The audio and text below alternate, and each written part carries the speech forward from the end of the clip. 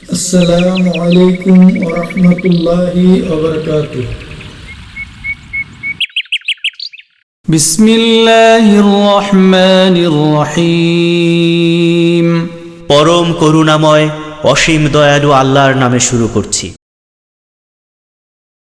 Islamic cultural centre Dammam মহান আল্লাহর অশেষ রহমতে আল কোরআন এবং সহিহ হাদিসের আলোকে সঠিকভাবে ইসলাম ধর্ম শিক্ষা দেওয়ার এক অনন্য প্রতিষ্ঠান।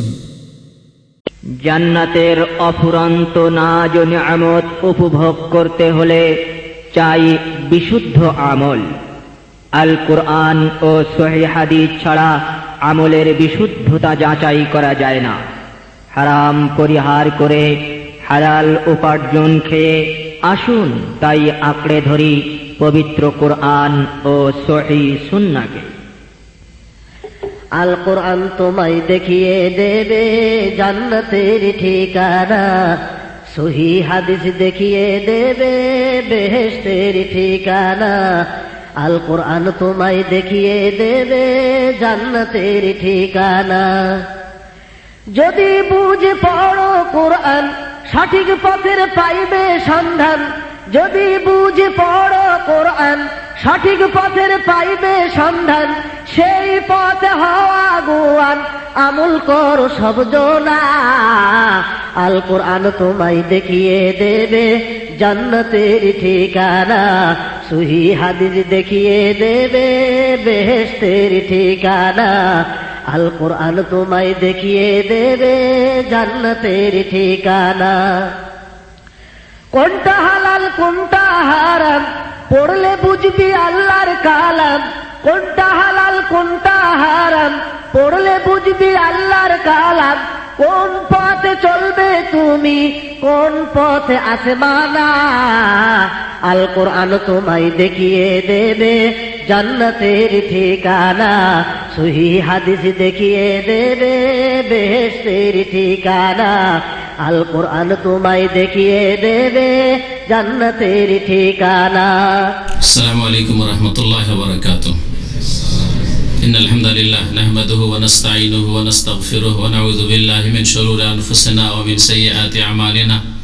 মান ইয়াহদিহিল্লাহু ফালা মুদিল্লা লাহু ওয়া মান ইউদ্লিলহু ফালা হাদিয়া লাহু। ওয়া আশহাদু আল লা ইলাহা ইল্লাল্লাহু ওয়াহদাহু লা শারীকা লাহু ওয়া আশহাদু আন্না মুহাম্মাদান আবদুহু ওয়া রাসূলুহু সাল্লাল্লাহু তাআলা আলাইহি ওয়া আলা আলিহি ওয়া সাহবিহি ওয়া সাল্লামা তাসলিমান কাসীরা। ইয়া আইয়ুহাল্লাযীনা আমানুত্তাকুল্লাহা হাক্কা তুকাতিহি ওয়া লা তামুতুন্না ইল্লা ওয়া আনতুম মুসলিমুন। ইয়া আইয়ুহান নাসু ইত্তাকু রাব্বাকুমুল্লাযী খালাকাকুম মিন নাফসিন ওয়াহিদা ওয়া খালাকা মিনহা যাওজাহা ওয়া বাসসা মিনহুমা রিজালান কাসীরা ওয়া নিসাআ ওয়াত্তাকুল্লাহা আল্লাযী তাসাআলুনা বিহি ওয়াল আরহাম ইন্নাল্লাহা কানা আলাইকুম রাকীবা। ইয়া আইয়ুহাল্লাযীনা আমানুত্তাকুল্লাহা ওয়া কুলু কাওলান সাদীদা ইউসলিহ লাকুম আ'মালাকুম ওয়া ইয়াগফির লাকুম যুনুবাকুম ওয়া মান ইউতি'ইল্লাহা ওয়া রাসূলাহু ফাকাদ ফাযা ফাওজান আযীমা। আম্মা বা'দ, فإن خير الحديث كتاب الله وخير الهدي هدي محمد صلى الله عليه وسلم وشر الأمور محدثاتها وكل محدثة بدعة وكل بدعة ضلالة وكل ضلالة في النار. أعوذ بالله من الشيطان الرجيم. بسم الله الرحمن الرحيم. يوم تقلب وجوههم في النار يقولون يا ليتنا أطعنا الله وأطعنا الرسول وقالوا ربنا إنا أطعنا سادتنا وكبراءنا فأضلونا السبيل ربنا آتهم ضعفين من العذاب والعنهم لعنا كبيرا. আল্লাহ পাক রব্বুল আলামিনের সমস্ত প্রশংসা যে আল্লাহ পাক আমাদের সৃষ্টি করেছেন এবং আমাদের হিদায়াতের জন্য আল কোরআন নাযিল করেছেন। সালাত এবং সালাম নাযিল হোক নবী মুহাম্মদ রাসূলুল্লাহ সাল্লাল্লাহু আলাইহি ওয়াসাল্লামের উপর, যিনি কোরআনে কারীমের বাস্তবায়ন কেমন করে করতে হবে, কোরআনে কারীমের প্রতি আমল কিভাবে করতে হবে তা বিস্তারিতভাবে তার কথা কাজের মাধ্যমে হাদিসের মাধ্যমে আমাদেরকে জানিয়ে দিয়েছেন। আল্লাহ পাক রব্বুল আলামিন তার শেষ নবীকে দিয়ে তার মনোনীত দ্বীনকে পূর্ণাঙ্গতা দান করেছেন, কমপ্লিট করেছেন। আকীদা বিশ্বাসের ক্ষেত্রে হোক, ইবাদত বন্দেগীর ক্ষেত্রে হোক, আখলাক চরিত্রের ক্ষেত্রে হোক, যে কোনো কল্যাণের বিষয় সম্পর্কে আল্লাহ পাক রব্বুল আলামিন তার রাসূলকে দিয়ে সম্পূর্ণরূপে তা মানুষকে জানিয়ে দিয়েছেন, এবং যা অকল্যাণ যাতে রয়েছে দুনিয়া অথবা আখিরাতের ক্ষতি, সেসব কথা কাজ থেকে সতর্ক করেছেন। আজকে আলোচনা করব প্রচলিত ওজিফা সম্পর্কে, যেগুলিকে বলা যেতে পারে যে বিদাতি বা শিরকি ওজিফা। প্রায় সবগুলি বিদাতি ওজিফা, প্রচলিত ওজিফা, যা আজকাল আমাদের মুসলিম সমাজে ভারত, বাংলাদেশ, পাকিস্তানের প্রেক্ষাপটে বলতে পারা যায় যে সব ওজিফা চলছে প্রচলিত, সেগুলি সবগুলি বিদাতি ওজিফা।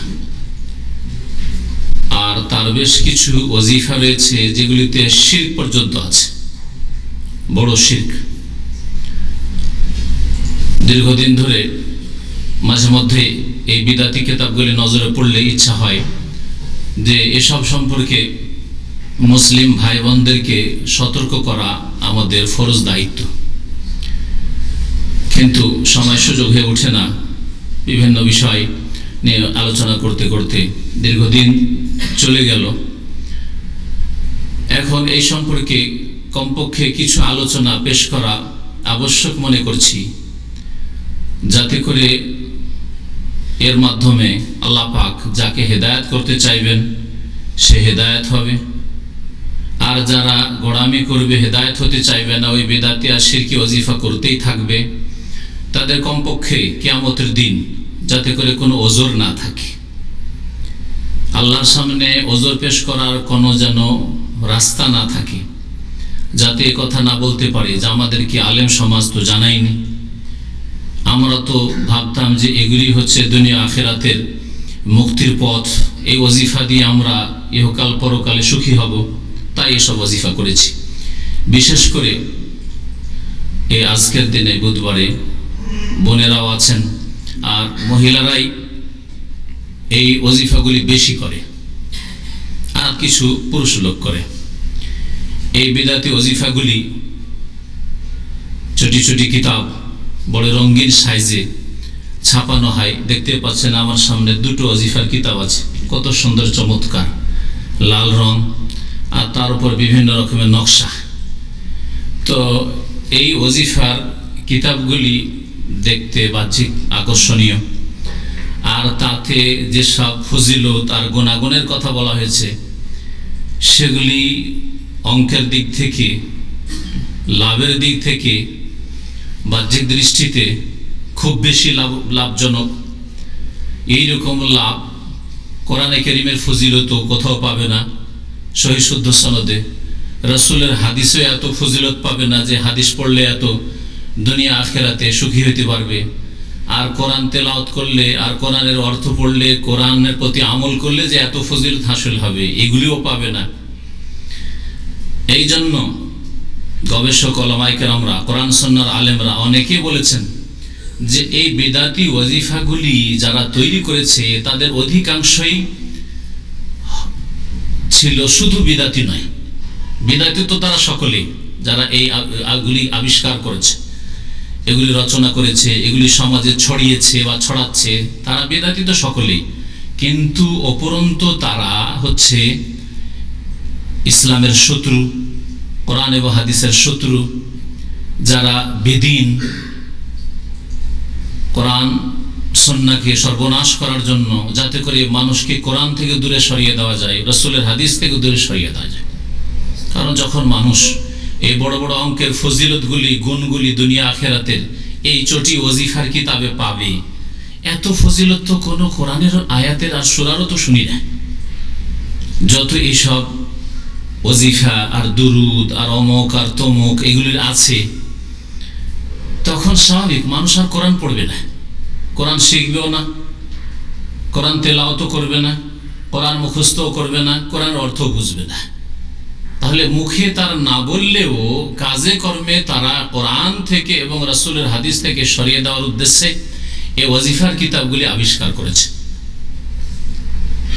এর দ্বারা জেনে শুনে হোক, সচেতনভাবে হোক, অথবা অচেতনভাবে হোক, লোকেরা কোরআন সুন্নাহ থেকে দূরে চলে যাচ্ছে। কোরআন শিখব, কোরআন মুখস্থ করব, কোরআনের অর্থ বুঝব, কোরআনের প্রতি আমল করব, জীবনের প্রত্যেকটি ক্ষেত্রে কোরআনের বিধানের বাস্তবায়ন করব, এসব বিষয় যে জন্য আল্লাহ কোরআন নাযিল করেছেন সেখান থেকে দূরে হয়ে যাচ্ছে শুধু এই ওজিফার কিতাবগুলির কারণে। কারণ ওজিফাতে তো দুনিয়া আখিরাত সুন্দর হয়ে যাচ্ছে। অভাব থাকলে অভাব দূর হয়ে যাবে, গরিব থাকলে আমির হয়ে যাবে, বালা মুসিবত থাকলে বালা মুসিবত দূর হয়ে যাবে, আর পাপি তাপি থাকলে সব গুনাহ মাফ হয়ে জান্নাত পেয়ে যাবে। তার চাই কি? আর সবগুলি এই বিদাতি ওজিফাতে মজুদ আছে, যেগুলি সব হাসিল হবে। দুনিয়া আখিরাত সুন্দর হয়ে যাবে শুধু ওজিফা পড়লে। যার ফলে আজকাল ভারত, বাংলাদেশ, পাকিস্তানের অধিকাংশ মুসলমান যারা বিদাতপন্থী, তারা কোরআন শিখার ধার ধারে না, ছেলে মেয়েদেরকে কোরআন পড়াবার ধার ধারে না, কোরআনের বাস্তবায়নের ধার ধারে না। কিন্তু ওজিফার কিতাব আছে, ঘরে ঘরে ওজিফার কিতাব আছে, বালা মুসিবত দূর করার জন্য, দুনিয়া আখিরাতে সুখী হওয়ার জন্য, ইত্যাদি ইত্যাদি। ভূমিকা লম্বা না করে, এই ওজিফার কিতাবগুলিতে শিরকও আছে, আর যেগুলি নবী করিম সাল্লাল্লাহু আলাইহি সাল্লাম থেকে প্রমাণিত নয়, অথচ সেগুলোকে দুরুদ বলে, জিকির বলে, আমল বলে, আর সেগুলির কোর্স বিশেষ বিশেষ নিয়মে সেগুলি পাঠ করতে হয়, এগুলি বলা হয়েছে সবগুলি বিদাত। নবী করিম সাল্লাল্লাহু আলাইহি সাল্লাম থেকে তা প্রমাণিত নয়, আর তা দুরুদ হিসাবে দেওয়া হয়েছে, জিকির হিসাবে দেওয়া হয়েছে,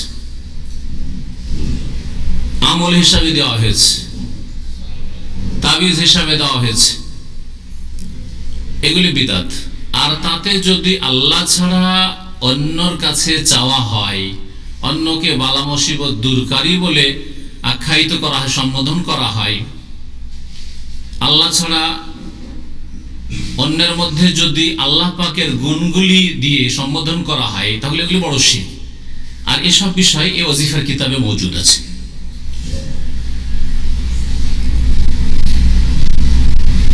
কোন বিষয় কোরআনে কারীমেও নেই, রাসূলুল্লাহ সাল্লাল্লাহু আলাইহি সাল্লামের হাদিসেও নেই।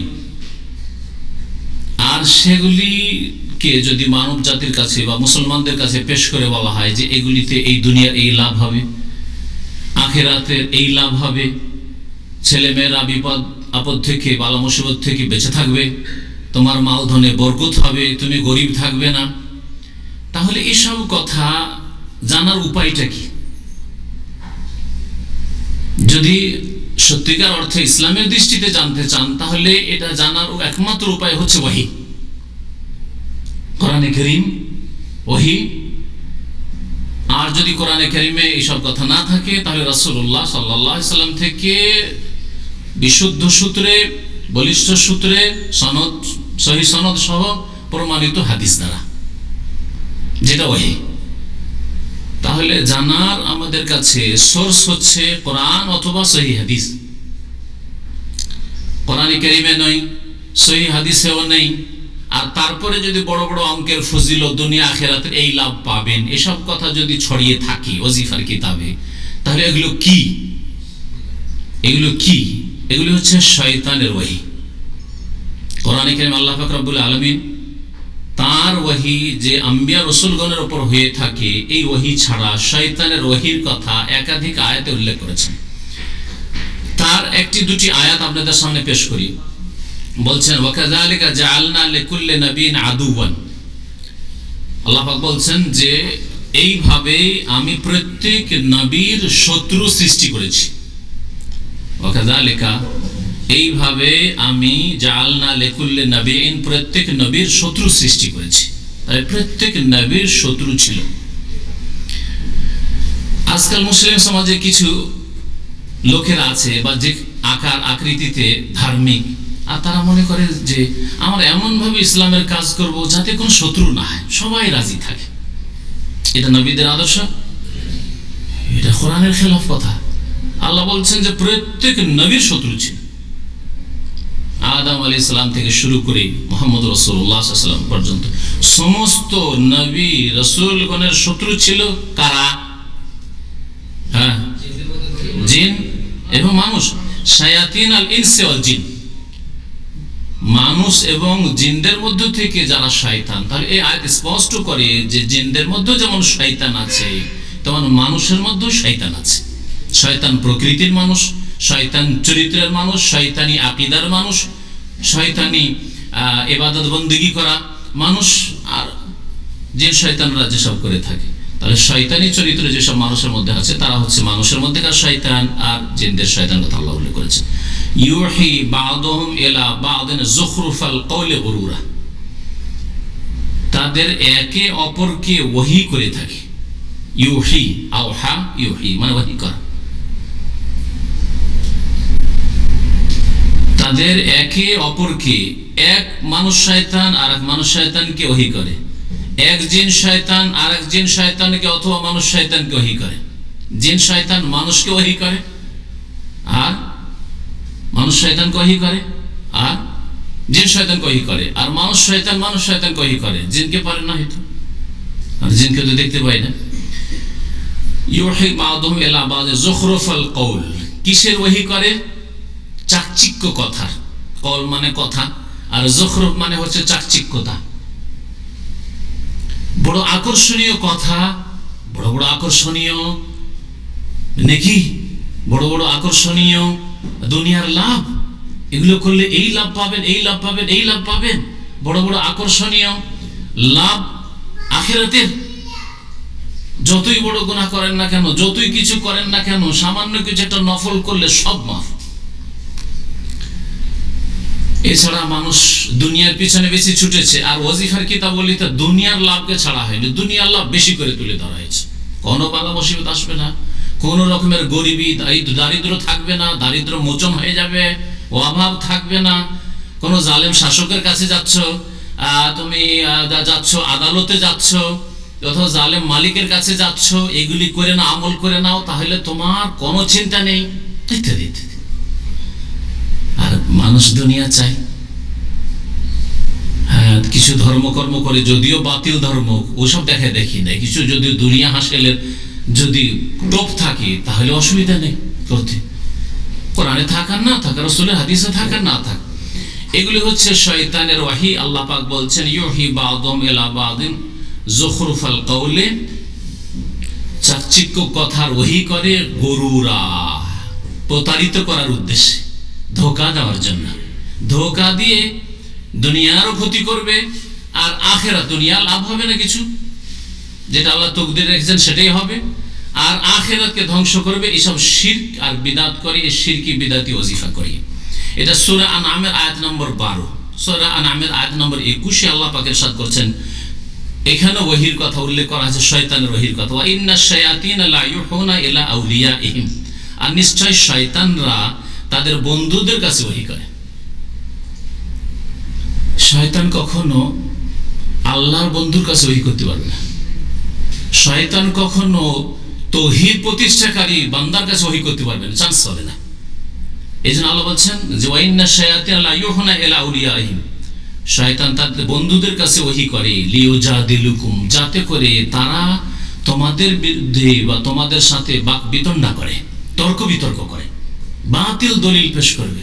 তোমরা কোরআনে বা হাদিসের কথা পেশ করবে, তারা বলবে যে এতেও তো ফায়দা হচ্ছে, তাবিজে তো ফায়দা হচ্ছে, ওজিও পড়ে তো আমার ফায়দা হয়েছে।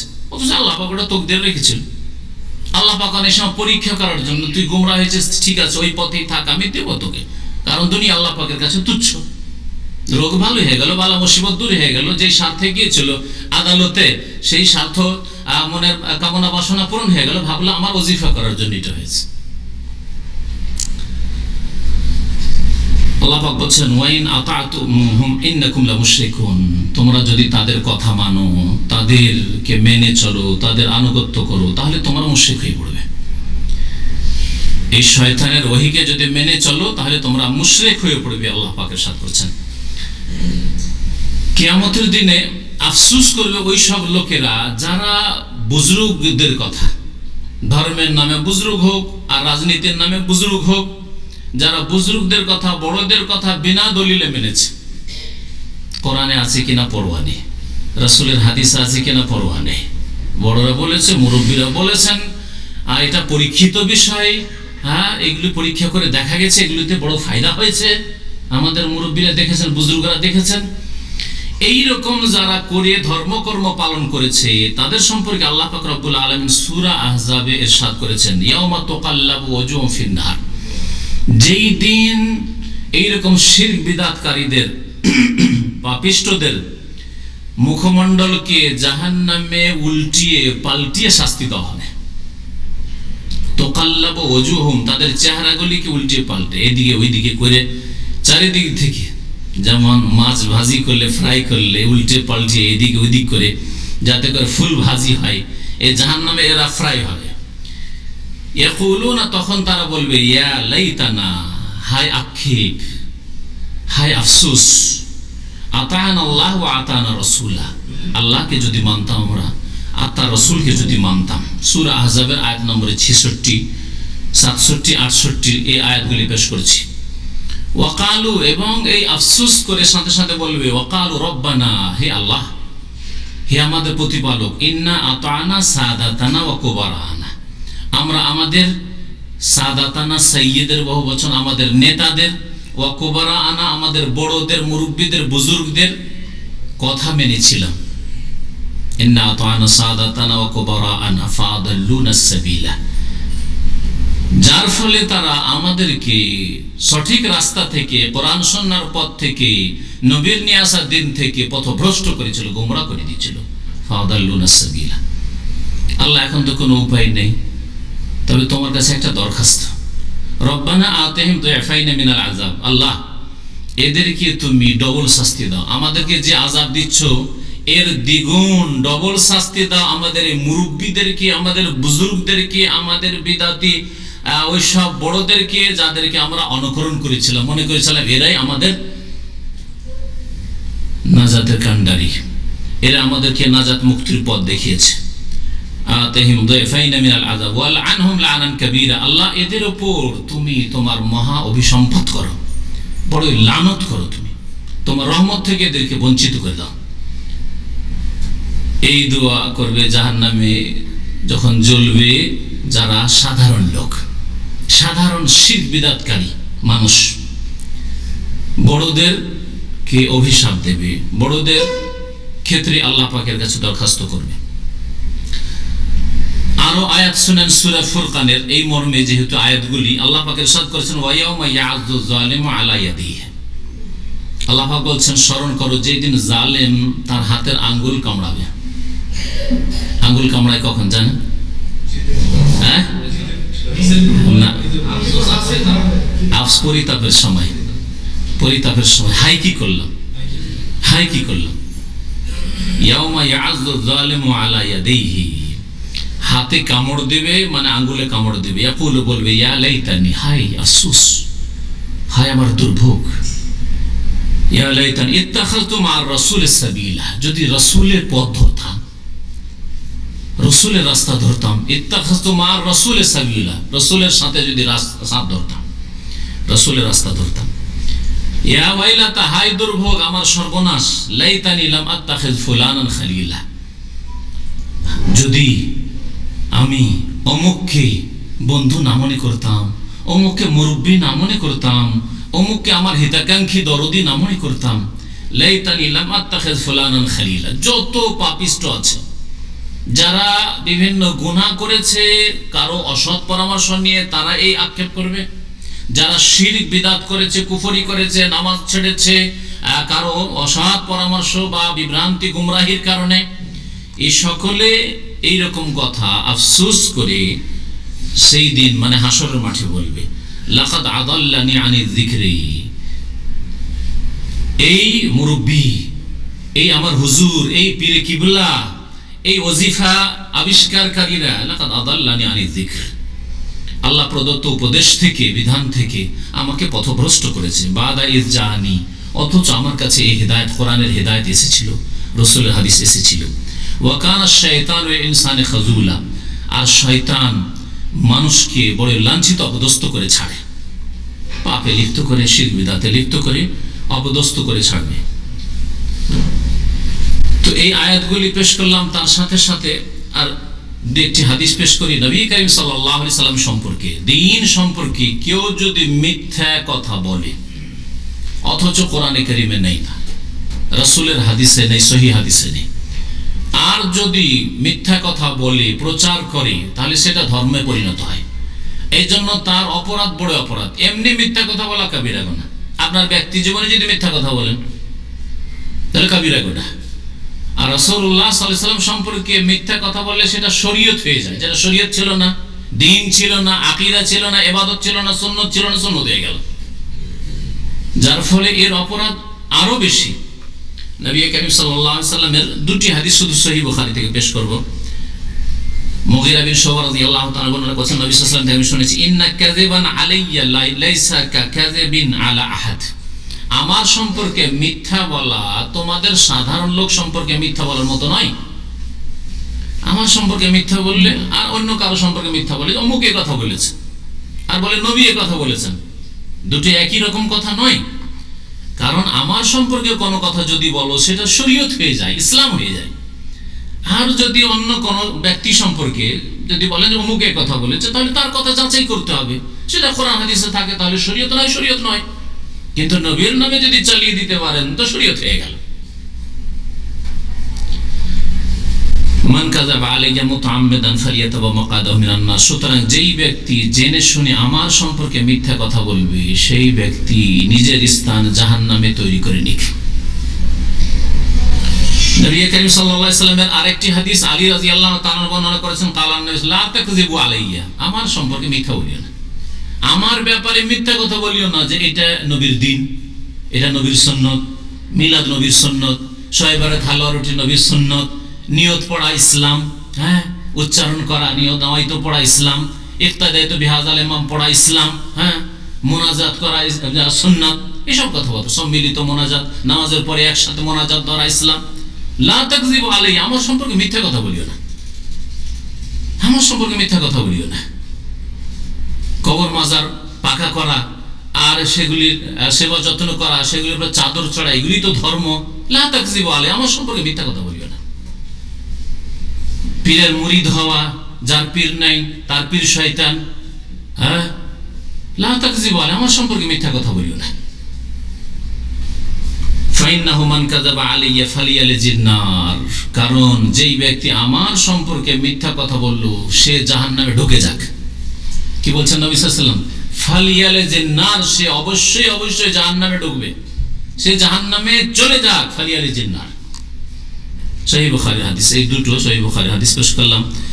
আর 3 জায়গা থেকে বা 4 জায়গা থেকে আয়াত পেশ করলাম কয়েকটি। এখন দেখা যাক ওজিফাগুলি। ওজিফার কিতাব, এই কিতাব হচ্ছে মুকাম্মাল ওজিফা, শাহ নূর মুকাম্মাল ওজিফা, বাংলা উচ্চারণ অনুবাদ সহ, রহমানিয়া লাইব্রেরি, ঢাকা। আর একটি হচ্ছে পঞ্জে সূরা ওজিফা, মানে 5টা সূরার ওজিফা। আর তার সাথে সাথে সূরাগুলির সাথে দিয়েছে দোয়ায়ে গঞ্জুল আরশ। ওজিফাগুলি শুনে, দোয়ায়ে গঞ্জুল আরশ। গঞ্জ মানে হচ্ছে কনজ, আরবিতে যেটাকে কনজ বলা হচ্ছে ওটা হচ্ছে ফার্সিতে গঞ্জ। আরবিতে যেহেতু গাপ ব্যবহার হয় না, তো আরবিতে ওইটা কাফ হয়ে গেল, আর বাকিটা তো ঠিক আছে, নরজা, তাই না? তো গঞ্জ কনজ হয়ে গেছে। তো আল্লাহ পাক কোরআনে কারিমে বলছে ওয়াল্লাযিনা ইয়াকনিজুনা যাহাবা, কনজ, কনজ মানে হচ্ছে ভান্ডার, হ্যাঁ, আর কনজ মানে সঞ্চিত করা, এই জন্য মানে ভান্ডার বানিয়ে রাখা। ওয়াল্লাযিনা ইয়াকনিজুনা যাহাবা আল ফিদ্দা, তাহলে গঞ্জুল আরশ মানে আরশের ভান্ডার। এমন এক দোয়া যে দোয়া হচ্ছে আরশের ভান্ডার, কিন্তু আলহামদুলিল্লাহ তা কোরআনেও নেই, কোন হাদিসেও নেই। আরশের ভান্ডার আর কোরআনেও নেই, হাদিসেও নেই, তো কোথাকার ওহী? এই জন্য শুরুতে বলে দিচ্ছি, সূরা নামের আয়াতগুলি মনে রাখবেন। 112 নম্বর আয়াত, 121 নম্বর আয়াত, শয়তানের ওহী। দুরুদে তাজ কোরআনেও নেই, হাদিসেও নেই। দুরুদে হাজারি কোরআনেও নেই, হাদিসেও নেই। দুরুদে শিফা কোরআনেও নেই, হাদিসেও নেই। দুরুদে তুনাজ্জিনা কোরআনেও নেই, হাদিসেও নেই। দুরুদে মাহি কোরআনেও নেই, হাদিসেও নেই। দুরুদে হাবিবি, হ্যাঁ, বা দোয়ায়ে হাবিবি কোরআনেও নেই, হাদিসে নেই। হাবিবিটা মজা মনে করিয়ে দিলে, যদি ভুলে যাই শোনাবো, কারণ খুব মজার। হ্যাঁ, আহাদ নামা কোরআনেও নেই, হাদিস তলাশ করতে করতে আলহামদুলিল্লাহ কিছু এলম বেড়েছে আজকে। আহাদনামা ছোটকাল থেকে শুনে আসে আহাদনামা। আর আমি যখন মাদ্রাসার ছাত্র ছিলাম, তেসরি চৌথি ক্লাসের, যখন মিশকাত সম্ভবত ধরেছিলাম অথবা ধরিনি, 14-15 বছর বয়স, তখন আহাদনামা এইরকম একটা চটি বই হাতে পড়লো। আহাদনামার তো বড়ই ফজিলত, এটা তো জান্নাত অবধারিত। সেই কালে মুখস্থ করেছিলাম আমি, আহাদনামা মুখস্থ করেছি। আহাদনামা মানে আল্লাহর সাথে চুক্তিপত্র, আল্লাহর সাথে চুক্তি স্বাক্ষর যেন হইল আপনার। হ্যাঁ, এই দোয়া পড়ে নিলেন আপনি, আল্লাহর সাথে আপনার চুক্তি হয়ে গেল, আল্লাহকে জান্নাত দিতেই হবে আপনাকে, উপায় নেই, আল্লাহ জান্নাত দিবেন। এই আহাদনামা কোরআনেও নেই, কোন সহিহ হাদিসও নেই। হাদিস অনেক তলাশ করার পরে একটা হাদিস পেলাম যেটা মুসনাদে আহমদে আছে, আর দুই একটা অপ্রসিদ্ধ হাদিসের কিতাবে আছে। হাদিসের একটু পর্দাটা উঠিয়ে দেখেন যে হাদিস পুরুষ না নারী না হিজড়া আছেটা কি একটু দেখেন।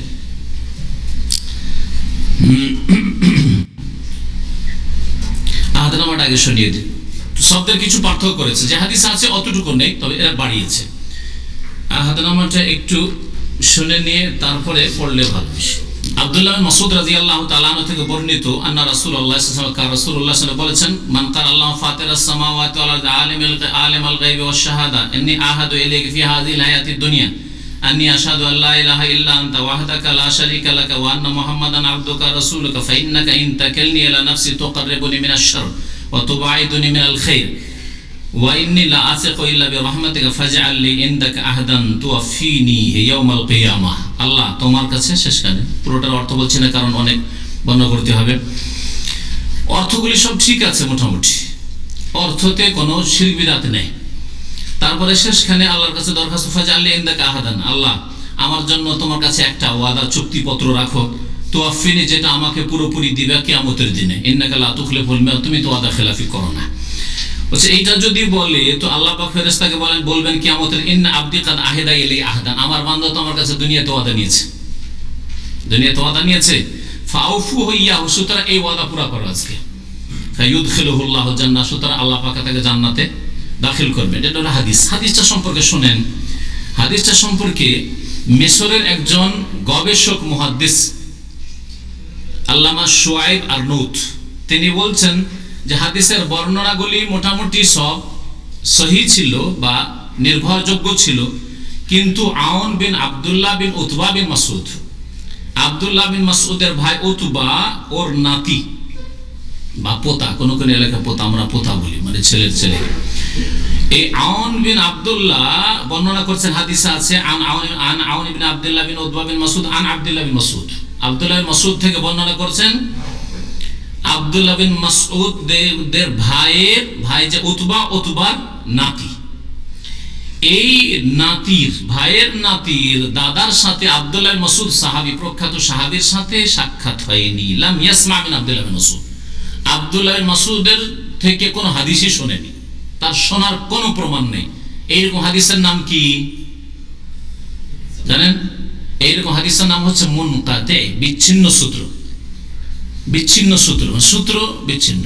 মধ্যখানে কার কাছ থেকে শুনেছে, আবার সে কে ছিল, দুজনে দেখা হয়নি। ধরেন আপনি বলছেন যে শাইখ বিন বাজ বলেছেন, আর আপনার শাইখ বিন বাজের সাথে দেখা হয়নি রাহিমাহুল্লাহ তাআলা, তাহলে মাঝখানে আমি থাকি অথবা আর কেউ থাকে আছে।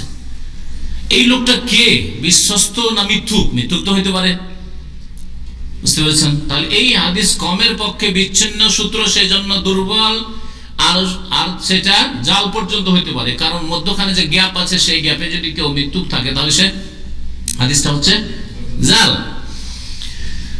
এই হাদিস আব্দুল্লাহ বিন মাসউদ থেকে বর্ণিত আছে, আর আরেকটা সনদে আবু বকর সিদ্দিক থেকে বর্ণিত আছে। এই হাদিস সম্পর্কে মুহাদ্দিসিনা বলেছেন, ওয়া হুয়া সানাদুন তালিফুন লা ইয়াসলিহু, এ হচ্ছে বরবাদ সনদ। তালিফ মানে ধ্বংস হয়ে যায়, নষ্ট হয়ে যায়, বিনষ্ট সনদ, সর্বনাশ এই সনদ। লা ইয়াসলিহু, এই হাদিস সহিহ নয়। তাহলে আহাদনামা ওয়াজিফার কিতাবে সবচাইতে বেশি শক্তিশালী যে দুয়াটি পেশ করে তারা, সেটা আহাদনামা। এই আহাদানামার অবস্থা ওই এই যে পড়লাম আল্লাহ ফাতিরাস সামাওয়াতি ওয়াল আরদ, এখান থেকে আছে এটা। আর শেষখানে একটু বাড়িয়েছে ওই সাল্লাল্লাহু তাআলা আলা খাইরি খালকিহি মুহাম্মাদিন ওয়া আলিহি ওয়া সাহবিহি আজমাইন বিরহমাতিকা ইয়া আরহামার রাহিমিন, একটু বাড়িয়েছে, ওইটা হাদিসে নেই। এই আহাদানামার ফজিলত শুনেন একটু, কি যা লিখেছে কিতাবওয়ালা বলছে যে আহাদানামার ফজিলত দেওয়া, আহাদানামা অতি ফজিলতপূর্ণ না দোয়ায় আহাদানামা অতি ফজিলতপূর্ণ দোয়া। এই দোয়ায় আল্লাহ পাকের একত্ববাদের স্বীকৃতি রহিয়াছে, ঠিক আছে, আল্লাহর একত্ব তৌহিদ রয়েছে, বিধায় ইহার নিয়মিত পাঠ বিনা হিসাবে বেহেশতে গমনের যোগ্য বলিয়া বিবেচিত হইবে। এটা তো জাল হাদিসে পেলেন, বা যে হাদিস ভিত্তিহীন সে হাদিসে পেলেন, সুতরাং এটাও ঠিক নয়। বাকি অতিরিক্তটা শোনা যেটা কোনো হাদিসে নেই। আর এগুলি দুনিয়ার পিছনে যারা ওজিফা করে তারা বেশি ছুটে। চীনা বর্তনে লিখিয়া পান করিলে স্মৃতিশক্তি বৃদ্ধি। চীনা বর্তন মানে চীনা মাটি যেগুলো বলে, তাই না? ওতে লিখে যদি পান করায় তাহলে স্মৃতিশক্তি বৃদ্ধি। তাহলে যার ছেলেমেয়েরা স্কুল কলেজে মাদ্রাসায় পড়ছে, হাফেজে কোরআন হচ্ছে, আর কোরআন হাদিসের জ্ঞান নাই, বিদাতি পরিবার, বিদাতি সমাজ, তারা ছাড়বে? আরে সবাই ভালো হাফেজ করতে চায়, ভালো আলেম করতে চায় ছেলে মেয়েকে, ভালো ডাক্তার ইঞ্জিনিয়ার বানাতে চাই, ভালো ছাত্র বানাতে চাই, তাই না? আর এই আমলই চলছে আমাদের সমাজে। শক্তিশক্তি বৃদ্ধি এবং তাবিজ করিয়া সঙ্গে ধারণ করিলে জাদুটনা হইতে নিরাপদ থাকা যাইবে। শোনাবো, তবে কিছু শিরকি গুলি আছে, এই শিরকি গুলি শোনাই। একটা দুরুদ হচ্ছে দুরুদে আকবার। দুরুদে আকবার, এখানে দুরুদে আকবার লিস্টে দেয়নি, তবে সংক্ষেপে এটা আছে। দুরুদে আকবারে শির পর্যন্ত আছে। দুরুদে আকবার শুরু করছে এ বলে, আসসালাতু ওয়াসসালামু আলাইকা ইয়া রাসূলুল্লাহ, আসসালাতু ওয়াসসালামু আলাইকা ইয়া নবিয়াল্লাহ, আসসালাতু ওয়াসসালামু আলাইকা ইয়া সাফিয়াল্লাহ। এই করতে করতে গিয়ে বলছে ইয়া নূর আরশিল্লাহ, আল্লাহর আরশের নূর নবীকে। তো তারপরে ইয়া নূর আল্লাহ, আল্লাহর নূর নবীকে, কারণ বিদাতীদের কাছে নবী আল্লাহ পাকের নূর, আল্লাহ পাকের নূর মানে আল্লাহ পাকের অংশ। উলামায়ে কেরামগণ বলেছেন যারা আল্লাহ পাকের নূর মানে আল্লাহর নূর থেকে নবী সৃষ্টি, তারা আল্লাহর অংশ সাব্যস্ত করলো। যেমন খ্রিস্টানরা সান অফ গড ঈসা আলাইহিস সালামকে আল্লাহ পাকের পুত্র বলেছে, যার ফলে তারা মুশরিক হয়েছে, কাফের হয়েছে। কেন? আল্লাহর অংশ সাব্যস্ত করলো। আল্লাহ পাকের পুত্র মানে আল্লাহ পাকের অংশ। ঠিক তেমনি যারা আল্লাহ পাকের নূর থেকে নবী সৃষ্টি, তারা আল্লাহ পাকের অংশ সাব্যস্ত করলো নবীকে, সুতরাং তারাও এইরকমই শিরকি আকীদা রাখলো। আরো শুনে অতিরিক্ত আরো স্পষ্ট শিরক, যাতে আপনাদের কোনো সন্দেহ থাকবে না যেতে শিরক রয়েছে। আসসালাতু ওয়াসসালামু আলাইকা ইয়া কাশিফাল গুম্মাহ, তার তরজমাটা শুনে। আসসালাতু ওয়াসসালামু আলাইকা ইয়া কাশিফাল গুম্মাহ, আপনার উপর দুরূদ ও সালাম হে দুশ্চিন্তা দূরকারী। দুশ্চিন্তা, কাশিফ মানে দূরকারী, আর গুম্মা মানে গম, চিন্তা, ভাবনা। তো দুশ্চিন্তা দূরকারী কে? একমাত্র আল্লাহ। এখানে সম্বোধন করা হয়েছে কাকে? নবীকে। বড় শিরক না? আল্লাহ পাকের কোন নবীকে দেওয়া হলো না? বড় শিরক। তাহলে শিরকে আকবার, যাতে ইসলাম থেকে খারিজ হয়ে যায়, এই ওয়াজিফার কিতাব আছে, দেখলেন। আর শুনুন বলছে তারপরের লাইন, আসসালাতু ওয়াসসালামু আলাইকা ইয়া মাশহাদা কামালিল্লাহ। ওর অর্থটা শুনেন, বলছে আপনার উপর দুরূদ ও সালাম হে আল্লাহর পূর্ণতার প্রকাশ স্থল। আল্লাহ পাকের প্রকাশ স্থল মুহাম্মদ সাল্লাল্লাহু আলাইহি সাল্লাম। আল্লাহ পাকের কি বলল? প্রকাশ স্থল। মাশহাদ কামাল, আল্লাহ পাকের যে কামাল পূর্ণতা আছে, এই পূর্ণতা প্রকাশই পেত না যদি মুহাম্মদ সাল্লাল্লাহু আলাইহি সাল্লাম না আসতেন। তো মুহাম্মদ সাল্লাল্লাহু আলাইহি সাল্লামের মাধ্যমে আল্লাহ পাকের কামাল পূর্ণতা প্রকাশ পেয়েছে। আস্তে আস্তে আপনারা আওয়াজ না করে বসেন। আচ্ছা নিয়ে আসেন একটু, ওই যান যে পেছন চার, বললাম না আগে একটু চার বেশি করে নিয়ে আসতেন। তো আল্লাহ পাকের পূর্ণতা প্রকাশ পেয়েছে। হিন্দু আকীদা তো এইরকমই, রাম কৃষ্ণ এগুলির মাধ্যমে ব্রহ্মা, ঈশ্বর পরমেশ্বর আল্লাহ পাকের উপরওয়ালার প্রকাশ পেয়েছে। জি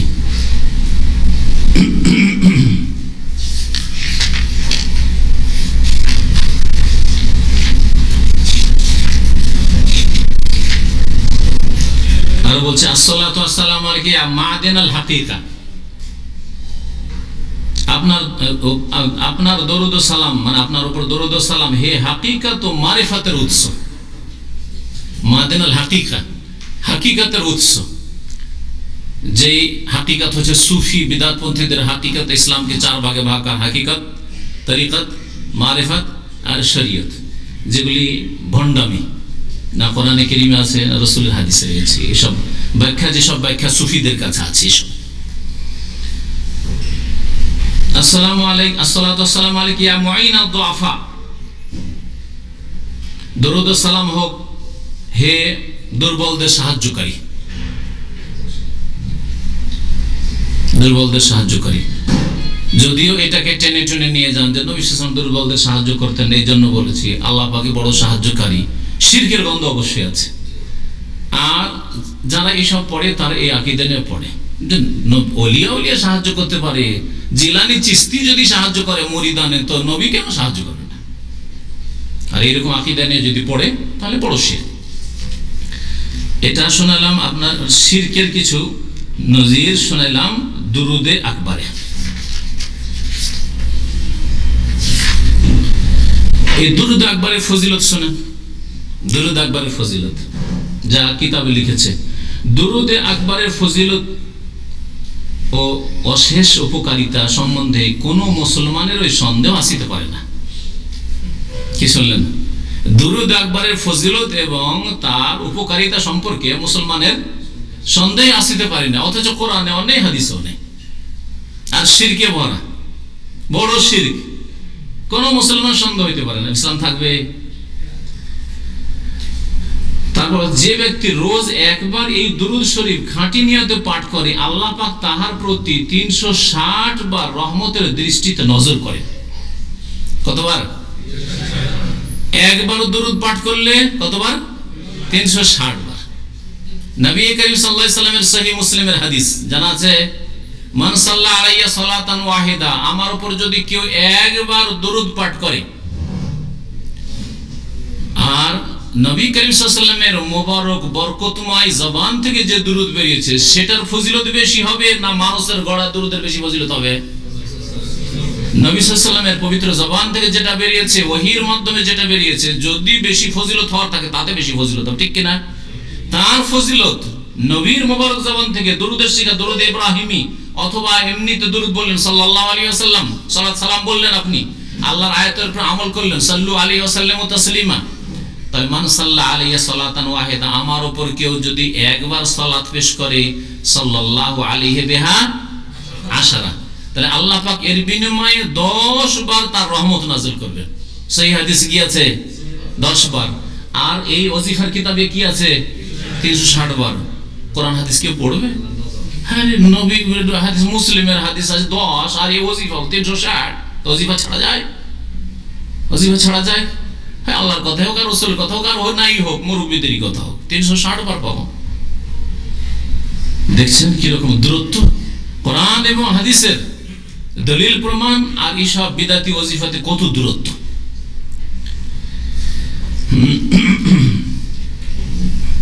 আপনাদেরকে বললাম যে শোনাবো, কি বললাম? দোয়াই হাবিবি বা দুরুদে হাবিবি, এতে লিখেছে দুরুদে হাবিবি, কিন্তু আসলে এটা দোয়াই হাবিবি। হ্যাঁ, দোয়ায়ে হাবিবি। দোয়াই হাবিবির নাম কেন? হ্যাঁ, কারণ ওই যে বানিয়েছে ওতে হাবিবি শব্দটা খুব বেশি বেশি ব্যবহার করেছে। আপনাদেরকে সম্বোধন করছে, হ্যাঁ, মানব জাতিকে, মুসলমানদেরকে সম্বোধন করে বলছে কুমকুম ইয়া হাবিবি কামতা নাম আজাবান লিল মুহিব্বি কাইফা ইয়ানাম, কুমকুম ইয়া হাবিবি কাইফা তানাম তালিবুল জান্নাতি লা ইয়ানাম, কুমকুম ইয়া হাবিবি কাইফা তানাম খালিকুল লাইলি লা ইয়ানাম। কুমকুম মানে ওঠো ওঠো, দাঁড়াও দাঁড়াও, ইয়া হাবিবি, হে প্রিয় ভাই, হে প্রিয়, কামতা নাম, কত শুইবা তুমি, কত ঘুমাবা, আজাবান লিল মুহিব্বি, যে ভালোবাসে মহব্বত করে তার উপর আশ্চর্য লাগে, কাইফা ইয়ানাম, কি করে ঘুমাইতে পারে, যে আল্লাহকে ভালোবাসে সে কি করে ঘুমাইতে পারে। কুমকুম ইয়া হাবিবি কামতা নাম, দাঁড়াও দাঁড়াও, হে হাবিব, হে প্রিয়, কামতা নাম, কত শুইবে, তালিবুল জান্নাতি লা ইয়ানাম, যে জান্নাত তালাশ করে সে কখনো ঘুমায় না। নবী জান্নাত তালাশ করেননি না? নবী ঘুমিয়েছেন না ঘুমাননি? সাহাবায়ে জান্নাত তালাশ করেছেন না করেন নাই? ঘুমিয়েছেন না ঘুমাননি? বরং আবু দারদা রাদিয়াল্লাহু তাআলা আনহু এশার নামাজ পড়েই তাহাজ্জুদে দাঁড়িয়ে গেছেন। আবু দারদা রাদিয়াল্লাহু তাআলা আনহু আর দিনে নফল রোজা রাখতেন। দিনেও স্ত্রীকে চান্স দেয় না, রাত্রেও চান্স দেয় না। আবু দারদা সাহাবী, প্রখ্যাত সাহাবী। রাত্রে এশার নামাজ পড়ার পরে মুসাল্লায় দাঁড়িয়ে যান ফজর পর্যন্ত, তাহাজ্জুদ কিয়ামুল লাইল কাঁদেন আর দোয়া করেন, ইবাদতবন্দি করেন, দিনে নফল রোজা রাখেন। নবী করিম সাল্লাল্লাহু আলাইহি ওয়াসাল্লাম জানতে পারলেন আবু দারদার বন্ধু আরেকজন সাহাবী তার মাধ্যমে। একদিন ওর স্ত্রীকে দেখছে যে একেবারে জীর্ণ শীর্ণ অবস্থায় আর উস্কো অবস্থায়, একেবারে খুব খারাপ অবস্থায়, যেন মলিন হয়ে আছে। দেখে বলছে, কি ব্যাপার ওমর দারদা, তুমি এরকম কেন? তো বলছে যে আমি আর সেজে বা ভালো কাপড় পরে লাভটাই কি? আবু দারদা লাইসা ফিয়া হাজা, আবু দারদা আমার ধার ধারে না, আমার কোনো প্রয়োজনই নেই। আবু দারদা সাজবো কার জন্য তাইলে আমি? আর কার জন্য কাপড় চোপড় পরবো?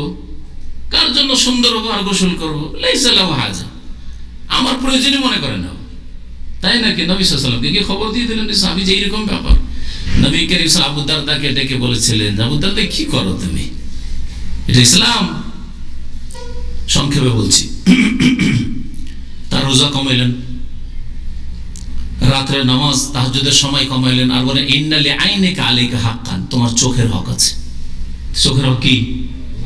ঘুম দিতে হবে। আর বলছে যে লা তানাম, ঘুমাইবে না।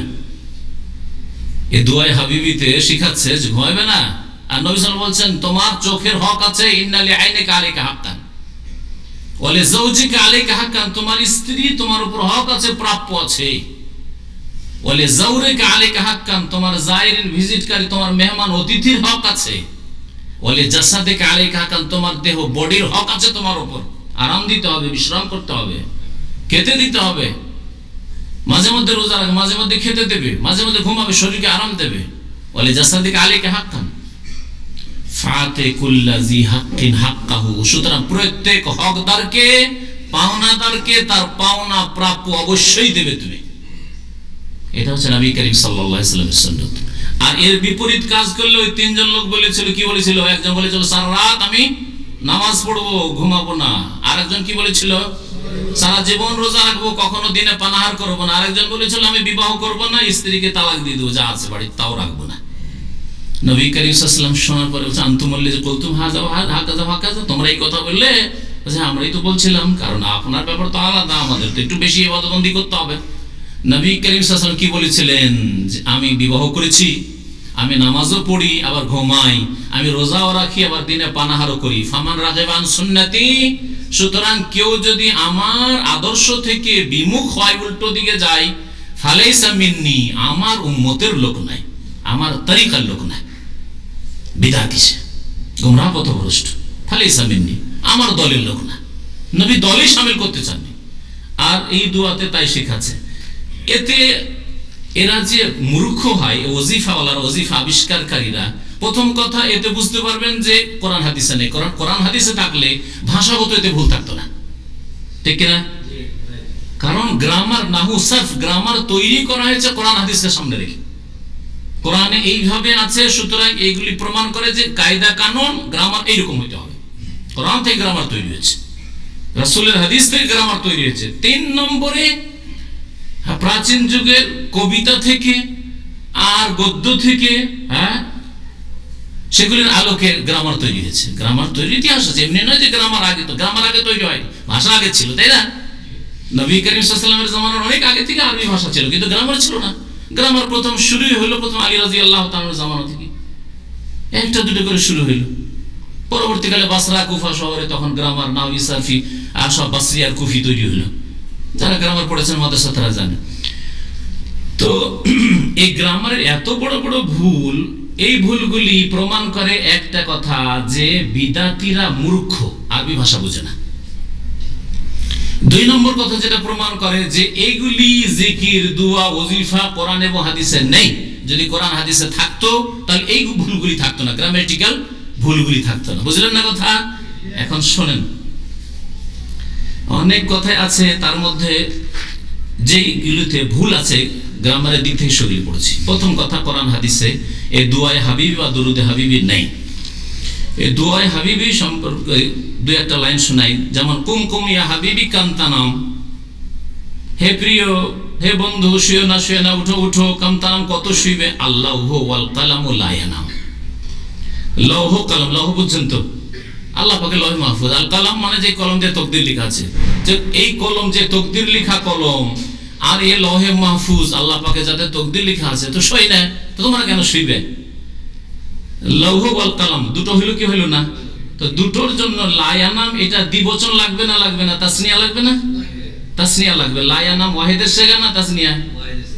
তাসনিয়ার সেগা কি হবে? লা ইয়ানাম ও লা ইয়ানামানে, তাহলে বলতে হয়তো লা ইয়ানামানে। বুঝতে পারলেন না? এইরকম ভুল অনেকগুলি আছে। তারপরে দেখেন বলছে যে কুমকুম ইয়া হাবিবি কামতানাম আশ-শামসু ওয়াল কামারু লা ইয়ানাম, হে প্রিয় উঠো উঠো কত শুইবে, আশ-শামসু ওয়াল কামারু সূর্য চন্দ্র ঘুমাই না, তুমি কত ঘুমাইবা? সূর্য চন্দ্র, প্রথম কথা সূর্য চন্দ্র তাসনিয়া হইল না, দ্বিবচন, আর সেগা হচ্ছে লা ইয়ানাম। হ্যাঁ, তারপরে দুই নম্বর কথা শামস হচ্ছে মুয়ান্নাস। যাই হোক, যদি ওটাকে টেনে টেনে বলছে কামর মুযাক্কার বলে ইয়ানাম শব্দটি ইয়ানামানে হবে। হ্যাঁ, ইয়ানামানে হবে। তারপরে দেখেন মজার কথা আরো, কুমকুম ইয়া হাবিবি কামতানাম আল আরদু ওয়াস সামাউ লা ইয়ানাম, জমিন আসমান ঘুমাই না, তুমি কেন ঘুমাইবা হাবিবি? হ্যাঁ, জমিন আসমান, আর আরদু মুয়ান্নাস সামাউ মুয়ান্নাস, তাহলে এখানে কি হওয়া উচিত ছিল? লা তানামানে, লা ইয়ানাম তো হবে না, লা ইয়ানাম মানে লা তানামানে। কত জাহেল মূর্খ। আর দ্বিতীয় প্রমাণ যে এটা কোরআন হাদিসের নেই, কোন হাদিসেই নেই এসব দোয়া, এইসব ওজিফা। তারপরে বলছে কুমকুম ইয়া হাবিবি কাম আন-নাজমু ওয়াশ-শাজারু লা ইয়ানাম, এখানেও তাসনিয়া লা ইয়ানাম মানে আন-নাজমু ওয়াশ-শাজারু, কোরআনে বলছে ওয়ান-নাজমু ওয়াশ-শাজারু ইয়াসজুদানে, এটা হচ্ছে গ্রামার, ইয়াসজুদান তাসনিয়া, দেখলেন না? ইয়াসজুদানে, আর ইয়া জাহিল হ্যাঁ বলছে যে আন-নাজমু ওয়াশ-শাজারু লা ইয়ানাম। কুমকুম ইয়া হাবিবি কামতানাম আল বাহরু ওয়াল বাহরু লা ইয়ানাম, স্থল আর সমুদ্র তো ঘুমাই না, তুমি কেন ঘুমাবে? তো লা ইয়ানাম মানে হবে না? লা ইয়ানাম, সব লা ইয়ানাম। আল জান্নাতু ওয়ান নারু লা ইয়ানাম, জান্নাতু মুয়ান্নাস নারু মুয়ান্নাস, লা তানাম মানে হবে, বলছে আল জান্নাতু ওয়ান নারু লা ইয়ানাম। কুমকুম ইয়া হাবিবি কামতানাম আল হুর ওয়াল কুসুরু লা ইয়ানাম, অথচ হুর জামা কি? মুয়ান্নাস, আর জামা মুয়ান্নাস। হাওরার বহুবচন হচ্ছে হুর, তাহলে জামা হলো। আচ্ছা, কুসুর কাসরের বহুবচন, কাসর মানে হচ্ছে প্যালেস, হ্যাঁ, প্রাসাদ, রাজপ্রাসাদকে কাসর বলে, এই যে কাসরুল খালিজ, এখানে দামাম থেকে খবর যেতে আছে না, কাসর মানে হচ্ছে প্যালেস, তাহলে কাসরের জমা হচ্ছে কুসুর, তাহলে এটাও বহুবচন, হুরও বহুবচন, তো বহুবচনে কি আসবে? হ্যাঁ, লা ইয়ানাম থেকে জামা মুয়ান্নাসের সেগা লাগবে, লা ইয়ানাম না, তাই না? হ্যাঁ, বরং এগুলো সব মুয়ান্নাস, তখন লা, হ্যাঁ লা ইয়ানাম না, ঠিক আছে, লা ইয়ানাম না, গায়েব, জামা মুয়ান্নাস গায়েব, লা ইয়ানাম না। আর যদি বলেন যে জামা মুযাক্কারি করব, তো লা ইয়ানামুন, যদিও বস্তুর ক্ষেত্রে লা ইয়ানামুন হয় না, তো লা ইয়ানাম নাই হওয়া উচিত। এই রকম ভুল যে কত আছে। আত-তায়রু ওয়াল ওয়াহশু লা ইয়ানাম। তারপরে বলছে কুমকুম ইয়া হাবিবি কামতানাম আন-নাওমু আলাল মুহিব্বি হারাম, একটু আগে শুনলেন হাদিস, ঘুম নিদ্রা শরীরের হক, যেটা জরুরি না হারাম? আর দুআয়ে হাবিবিতে আছে আন-নাওমু আলাল মুহিব্বি হারাম। তরজমাটা করে দেব, ওর তরজমাটা শোনাই। ওঠো ওঠো হে আমার বন্ধু, আর কত নিদ্রা যাইবে, প্রেমিকের পক্ষে ঘুম হারাম। প্রেমিকের জন্য ঘুম হারাম, ঘুমানো জায়েজ নয়, এটা ইসলাম। এর ফজিলতটা শোনেন। এই যে বিদাতি দুআয়ে হাবিবি শুনলেন, এই দুআয়ে হাবিবির ফজিলত শুনেন। এই দোয়াটি রাত্রে তাহাজ্জুদের নামাজের বাদে পড়িয়া আল্লাহর নিকট যাহা প্রার্থনা করা হয় আল্লাহ তাহাই পূর্ণ করেন। এত বড় বড় ফজিলত কি বলতে পারবে কেউ? যে অমুক সূরা পড়ে যা চাইবে আল্লাহর কাছে তাই পাবে, তাহলে কোরআন থেকে দূরে সরিয়ে দেওয়া নয়? সহিহ বুখারীর হাদিস পড়ে আল্লাহর কাছে যা চাইবে তাই পাবে, কোন হাদিস পেশ করতে পারবেন ফজিলতে? আপনি ফেল পারছেন না, আর ওজিফা ওয়ালারা পারছে, কেন ওজিফা পড়বে না? জাহেল মূর্খ সমাজ, হ্যাঁ, যে ব্যক্তি নিয়মিত এই দোয়া পাঠ করে তাহার কোনো দিন ফজর নামাজ কাজা হয় না। তাহলে বাংলাদেশের বিদ্যার্থীদের আর ভারতের বিদ্যার্থীদের যারা ওজিফা পড়ে তাদের ফজর নামাজ কাজা হইতো না। হ্যাঁ, যে গভীর রাত্রে এই দোয়া পাঠ করে তাহার মনে কখনো পাপ কাজ করিবার খেয়াল জাগে না, এগুলো ফজিলত। তাহার চেহারা দিন দিন উজ্জ্বল হইতে থাকে ও তাহার উপর আল্লাহর রহমত বর্ষিত হইতে থাকে। এগুলি গায়েবের কথা নয়, যেতেই পাবেন, এতেই পাবেন, এতেই পাবেন, গায়েবের কথা। আর গায়েবের কথা জানার একমাত্র সূত্র হচ্ছে কি বললাম শুরুতে, কোরআন কারীম অথবা হাদিস, যা ওহী। ওহী ছাড়া, আল্লাহ পাকের ওহী ছাড়া গায়েবের কথা এই করলে এই পাবেন, এই করলে এই পাবেন, এটা বলার কারো অধিকার নেই। আর কেউ যদি বলে অথচ কোরআন হাদিসে নাই, তাহলে জানবেন যে এটা হচ্ছে শয়তানের ওহী। যেমন সূরা আনাম থেকে আপনাদেরকে শোনালাম।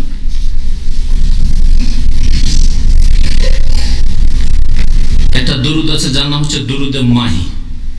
দুরুদে মাহি জানেন? হ্যাঁ, উর্দু ভাষায় যারা জেলে জেলে মাছুয়া, গ্রাম্য ভাষায় যারা মাছ ধরে, জেলে যাদের পেশা, এদেরকে মাহিগির বলে। গ্রেফতার মানে ধরা, আর মাহিগির মানে যারা মাছ ধরে, মাছ ধরা লোক। তো মাছের দুরুদ,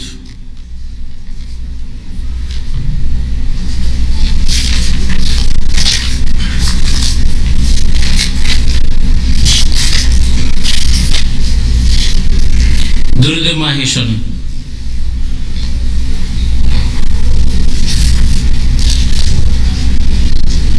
বলছে দুরুদে মাহির ফজিলত, দৈনিক একটি দিঘির বা নদীর পাড়ে যাইয়া মনোযোগের সাথে অনেক লোক একত্রিত হইয়া এই দুরুদ শরীফ পাঠ করিতে থাকিবে। একা গেলে হবে না, আর বাড়িতে পড়লে হবে না, মসজিদে পড়েও হবে না। কাবা শরীফের কথা বললো না, মসজিদে নববীতে বসে পড়লে কাজ হবে না, বাইতুল মুকাদ্দাস পড়লে হবে না। বুঝলেন? কোথায় যেতে হবে? দিঘি বা নদীর পাড়ে যাইয়া পড়তে হবে। এই রকমের যেখানে লক্ষণ পাবেন যে ওই পুকুরের কাছে যেতে হবে, দিঘিতে যেতে হবে, জলাশয়ে যেতে হবে, বা নদীর কাছে যেতে হবে, চৌরাস্তায় যেতে হবে, সন্ধ্যাবেলা যেতে হবে, সূর্য ওঠার সময় যেতে হবে, চোখ বন্ধ করে পড়তে হবে, এগুলিতে জিনের পূজা লুকায়িত আছে। ভালো করে মনে রাখবেন।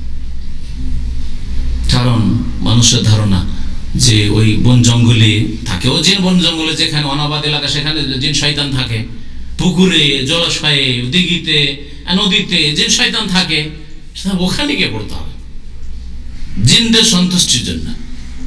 এইসব শিরকি জিনিসেতে লুকানো আছে।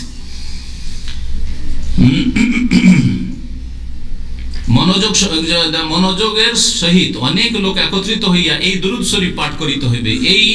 এই নিয়মে 21 দিন যাবত এই দুরুদ শরীফ 1,25,000 বার পাঠ করিবে।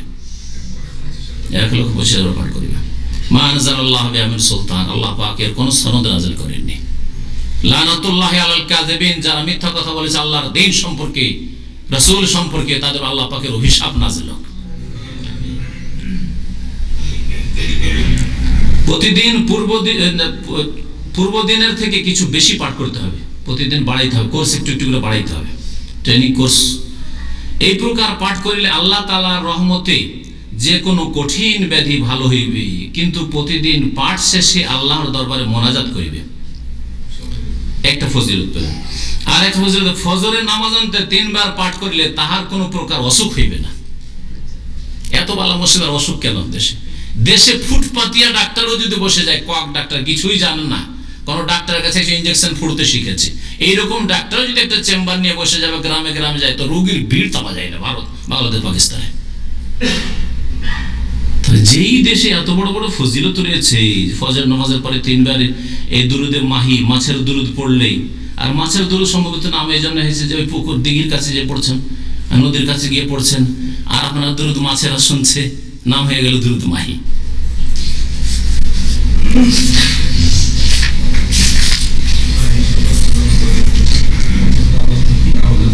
দুরুদে জিয়ারত, নতুন দুরুদ শুনেন, অনেক দুরুদের নাম শুনেননি, দুরুদে তাজ তো শুনেছেন, বাকি আছে যদি সময় হয় তাহলে ওগুলো ইনশাআল্লাহ পেশ করবো।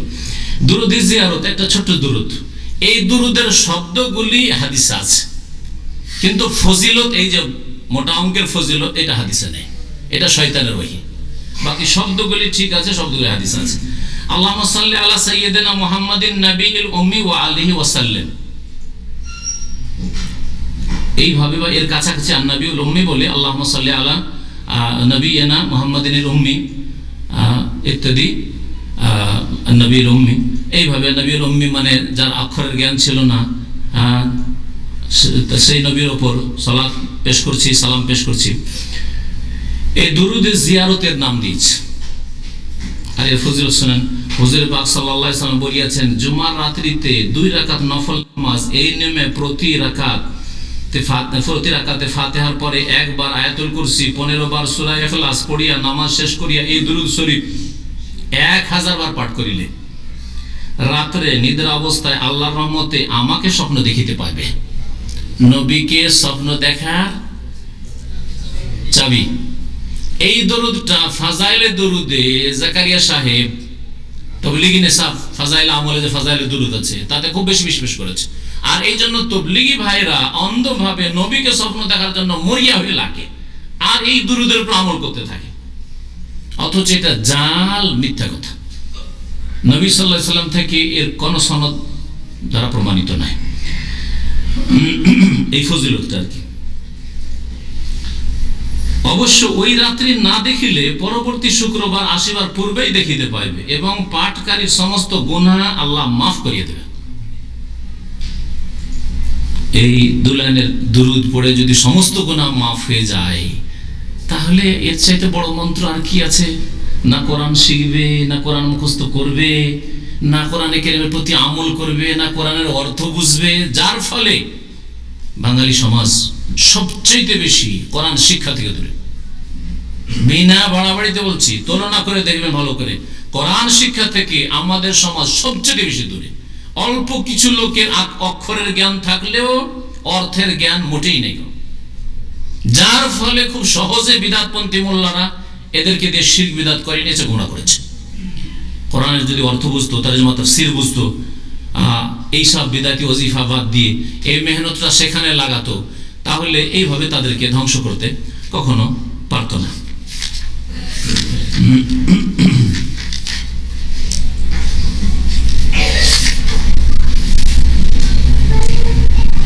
আর একটা দরুদের নাম হচ্ছে দরুদে খাইর। দরুদে খাইর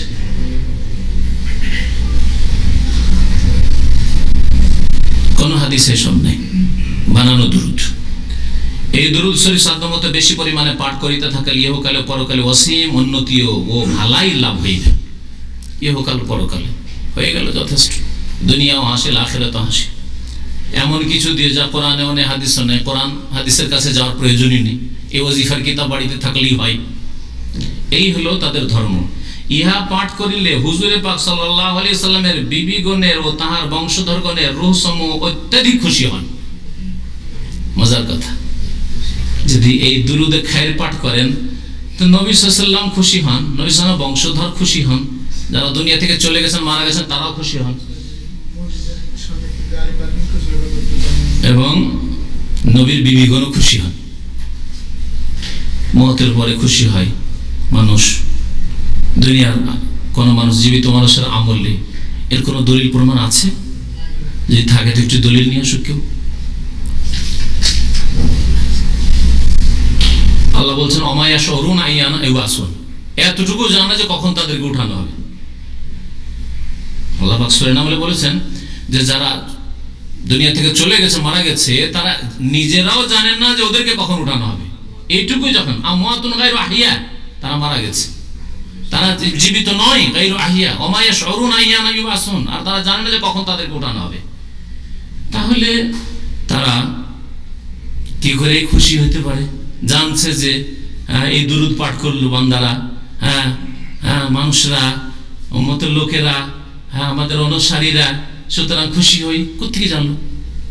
একটা দরুদের নাম আছে দরুদে তুনাজ্জিনা। কি দরুদ? কারো যদি নাম রাখা হয়, কোনো জিনিসের নাম হয় তো নাউন দিয়ে হবে, ইসিম দিয়ে হবে, তাই না? তুনাজ্জিনা ভার্ব, ফেল। এর নাম রেখেছে ফেল দিয়ে। তুনাজ্জিনা মানে সে আমাদেরকে মুক্তি দেবে, যদি মুআন্নাসের সিগা হয়, আর যদি মুআন্নাস গায়েব হয়, আর যদি হাজির হয় তাহলে তুমি আমাদেরকে নাজাত দেবে। এটা হলো তুনাজ্জিনার অর্থ। দুরুদের নাম আছে দুরুদ তুনাজ্জিনা, ফেল দিয়ে নাম রাখা হয়েছে এই দুরুদের। এই দুরুদের ফজিলত শুনেন, ভিত্তিহীন দুরুদ, যা কোনো হাদিসে নেই, কোনো হাদিস সহিহ জয়ীফ হাদিসও নেই, কোনো হাদিস নেই, জাল হাদিসও নেই, বরং এগুলি হচ্ছে বানানো। এই দুরুদকে নাজাত বা মুক্তির দুরুদ বলা হয়, যেহেতু এই দুরুদ পাঠ করিলে যাবতীয় বিপদ হইতে মুক্তি পাওয়া যায়।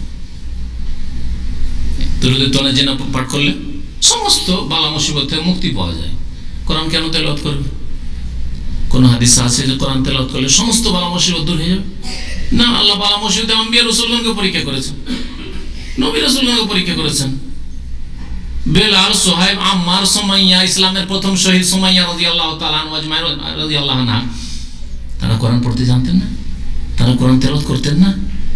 বালা মুসিবতটা এসছে, তুমি মুসলিম জীবনে বালা মুসিবত আসবে, কখনো পরীক্ষার জন্য আসবে, কখনো গুনাহ খাতা মাফের জন্য আসবে, কাফারার জন্য আসবে। যাদের গুনাহ আছে গুনার কাফারার জন্য আসবে, ভুল ত্রুটি মাফ হবে।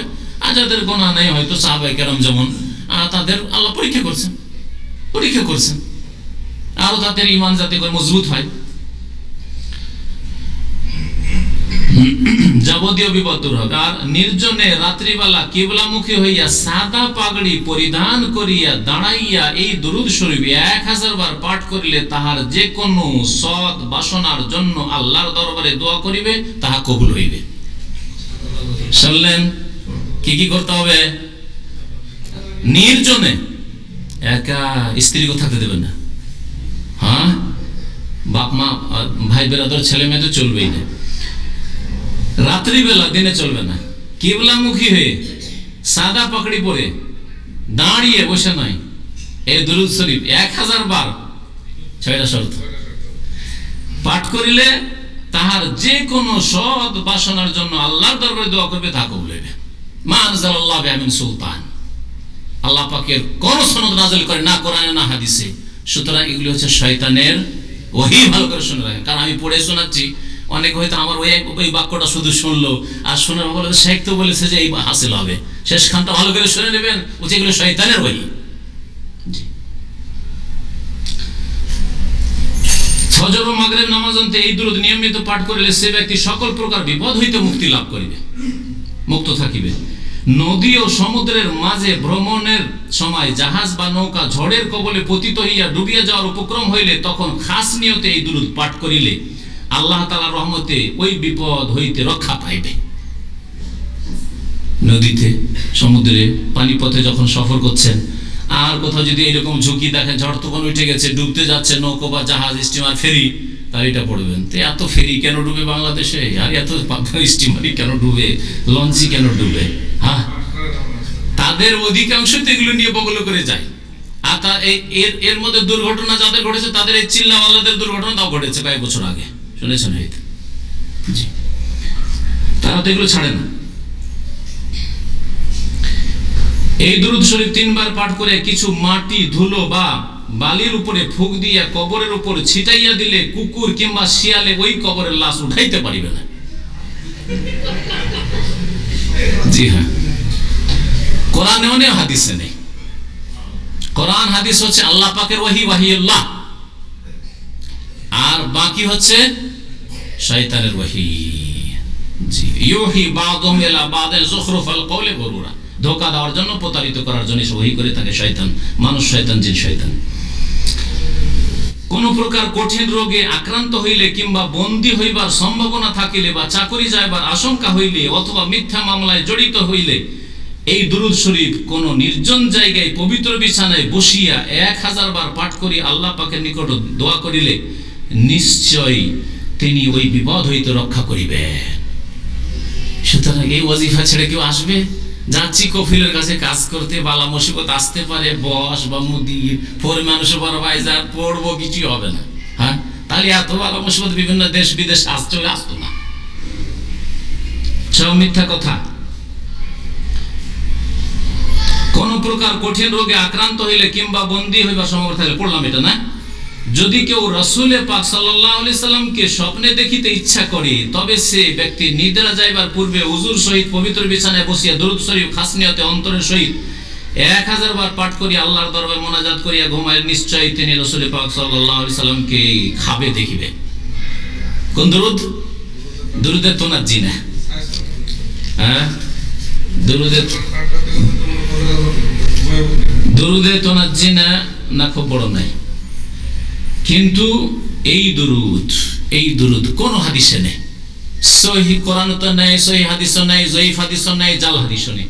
আল্লাহুম্মা সাল্লি আলা সাইয়্যিদিনা মুহাম্মাদিন ওয়া আলা আলি সাইয়্যিদিনা মুহাম্মাদিন সালাতান তুনাজ্জিনা বিহা মিন জামিল আহওয়ালি ওয়াল আফাত ওয়া তাগফিরুনা বিহা জামিউল হাজাত ওয়া তুতাহহিরুনা বিহা মিন জামিস সাইয়্যাত। দুরুদে তাজ কি শুনিয়েছি? দুরুদে শেফা শুনে, ছোট্ট দুরুদ, কিন্তু কোরআনেও নেই, হাদিসও নেই, সহিহ জয়ীফ জাল কোন হাদিসে নেই। আল্লাহুম্মা সাল্লি আলা সাইয়্যিদিনা মুহাম্মাদ বিআদাদে কুল্লি দাইন ওয়া দাওয়া। আল্লাহ নবীর উপর, মুহাম্মদ সাল্লাল্লাহু আলাইহি ওয়াসাল্লামের উপর দরুদ রহমত নাযিল করো, যত ব্যাধি আছে আর যত ওষুধ আছে ততটা সংখ্যা পরিমাণ। নবী সাল্লাল্লাহু আলাইহি ওয়াসাল্লাম এরকম দরুদ শিখায় যে নবীর উপর অতটা দরুদ হোক যত রোগ আছে আর যত ওষুধ আছে। অবে আদাদে কুল্লি ইল্লাতিন ওয়া শিফা। ওর অর্থ, হে আল্লাহ, তুমি তোমার নেতা মুহাম্মদ সাল্লাল্লাহু, আমাদের নেতা মুহাম্মদ সাল্লাল্লাহু আলাইহি সাল্লাম তার বংশধরের প্রতি যাবতীয় রোগ, কি বলছেন, যাবতীয় রোগ, ঔষধ ও আরোগ্য সংখ্যা পরিমাণ রহমত ও শান্তি বর্ষিত করো বা অবতীর্ণ করো। যদি দেশের ভিতরে, ফজিলত ছিলেন, কেন পড়বে না এগুলি বিদাতীরা? যদি দেশের ভিতরে কলেরা, বসন্ত ও মহামারী দেখা দেয়, তখন সকালে ও সন্ধ্যায় ফজর ও মাগরিব নামাজের পরে এই দুরূদ শরীফ 3 বার পাঠ করিলে আল্লাহ তাআলার অসীম রহমতে ওই সকল রোগের আক্রমণ হইতে রক্ষা পাইবে। আল্লাহ পাকের ওহী নয়, জিন শয়তানের ওহী, বিদাতি মোল্লাদের মানুষ শয়তানের ওহী। জি, কোরআনেও নেই, হাদিসও নেই, সহিহও নেই, জয়ীফও না, জালও নেই, কোনো কিছুতে নেই। এই শুনলেন দুরুদে শেফা, যাতে শেফা হাসিল হবে, বালা মুসিবত দূর হবে, রোগ দূর হবে। দুরুদে তাজ শুনেছি কি? দুরুদে তাজ শোনায়নি না? দুরুদে তাজ শোনেন। দুরুদে তাজে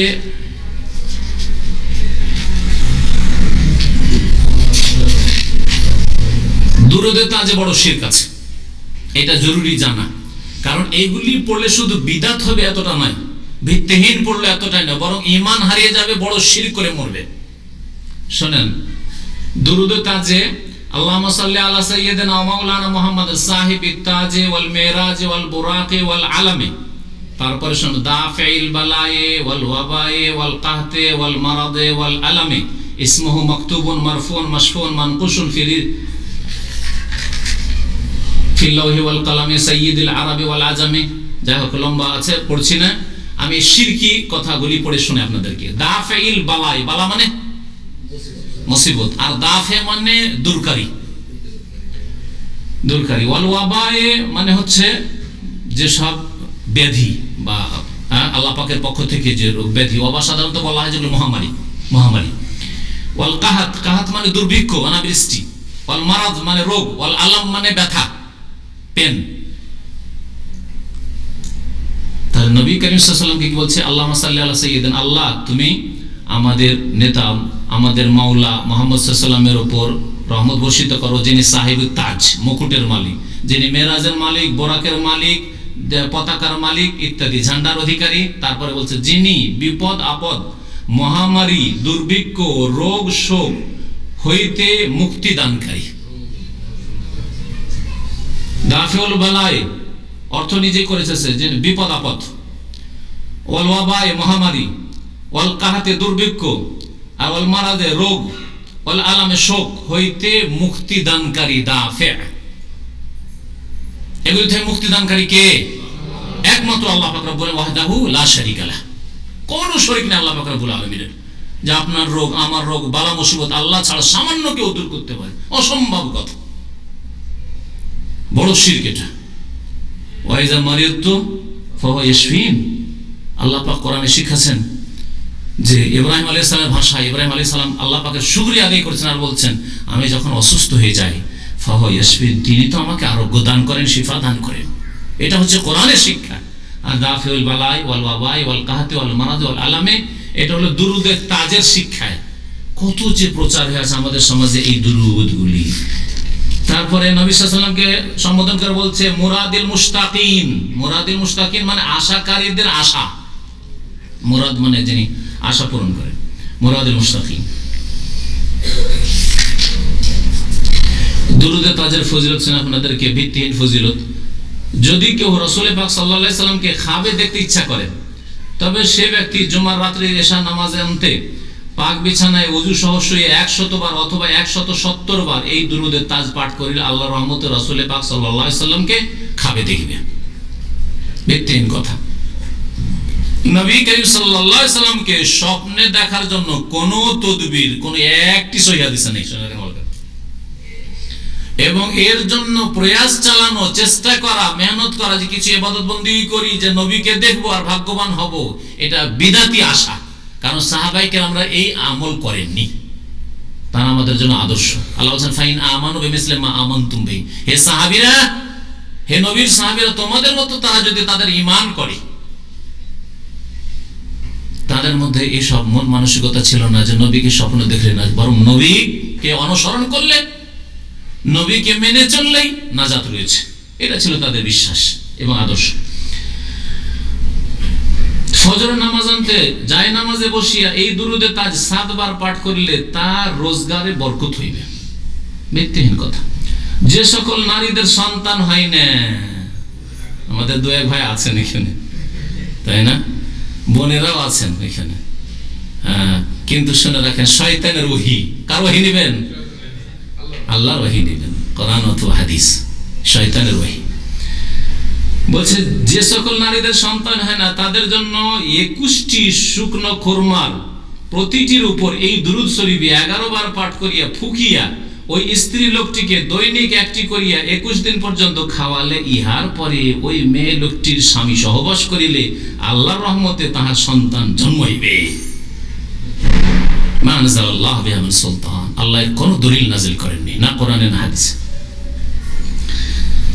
লম্বা আছে এজন্য ছেড়ে দিয়ে মাঝে মাঝে একটু শোনাই। 40 দিন যাবত দৈনিক এশার নামাজের পরে এই দোয়া, মানে এই আর কি দুরূদে তাজ 41 বার পাঠ করিলে ব্যভিচারক মুনিব ও অত্যাচারী শত্রুর অত্যাচার হইতে মুক্তি পাইবে। মিথ্যা ভিত্তিহীন কথা। বরং এইরকম বালা মুসিবত আসলে আল্লাহ পাকের কাছে দোয়া করবে। কোন ভাষা, যা আরবি ভাষা জানা জরুরি না, নিজের ভাষায় অন্তর লাগিয়ে দোয়া করবে। যদি বলতো যে ইউনূস আলাইহিস সালামের দোয়া লা ইলাহা ইল্লা আনতা সুবহানাকা ইন্নী কুনতু মিনাজ জালিমিন, বেশি বেশি পড়বে। অঙ্ক ধরে নয় যে এত হাজার বার এত লাখবার, না, এগুলি বিদাতি কাজ। খুব বেশি বেশি পড়তে থাকো, বলতাম যে হ্যাঁ ঠিক আছে। ইউনূস আলাইহিস সালামের বালা মুসিবত দূর হয়েছে। আল্লাহ বলেন ওয়া কাযালিকা নুনজিল মুমিনিন, এইভাবে মুমিনদেরকে আমি নাজাত দিয়ে থাকি। সুতরাং কিয়ামত পর্যন্ত এই রাস্তা খোলা আছে। বালা মুসিবত দূর করার জন্য কেউ যদি হাসবুনাল্লাহু ওয়া নি'মাল ওয়াকিল পড়ে, হাসবি আল্লাহু লা ইলাহা ইল্লা হুয়া আলাইহি তাওয়াক্কালতু ওয়া রাব্বুল আরশিল আযীম পড়ে, বলবে হ্যাঁ ঠিক আছে। কোরআনে কারীমে এই আয়াতগুলি এবং আল্লাহর উপর আস্থা ভরসা আর ঘোষণা করা এগুলি আছে। কিন্তু এগুলি, এই যে দুরুদে তাজের ফজিলত, এগুলি মিথ্যা কথা।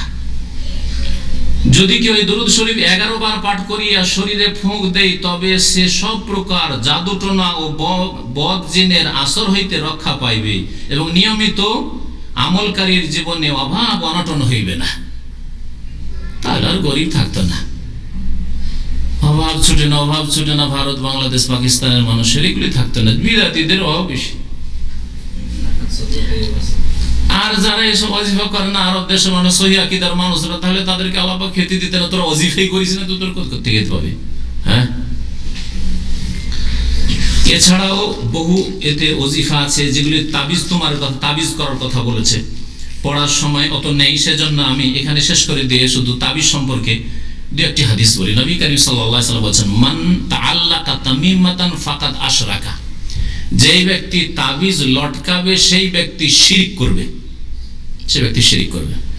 তাবিজ লটকানো শিরক, যদি মনে করে আল্লাহ শেফা দেবেন, তাবিজটা শুধু মাধ্যম, তাহলে সে শিরকে আসগার করলো, যেটা কাবিরা গুনাহ, কাবিরা গুনাহ। আর এই অবস্থায় মরে গেলে নবী সাল্লাল্লাহু আলাইহি সাল্লামের হাদিস দ্বারা প্রমাণিত, যখন ওদের মুক্তি সাহাবীর বক্তব্য যে মা আফলাহ তাবাদা, তাবিজ নিয়ে মরে গেলে কখনো রেহাই পাবে না। কিতাবুত তাওহীদে সেই হাদিসগুলি বিস্তারিত এসেছে। আর একটা হাদিস রয়েছে আত-তামায়েম শিরকুন, তাবিজ হচ্ছে শিরক, তাবিজ শিরক।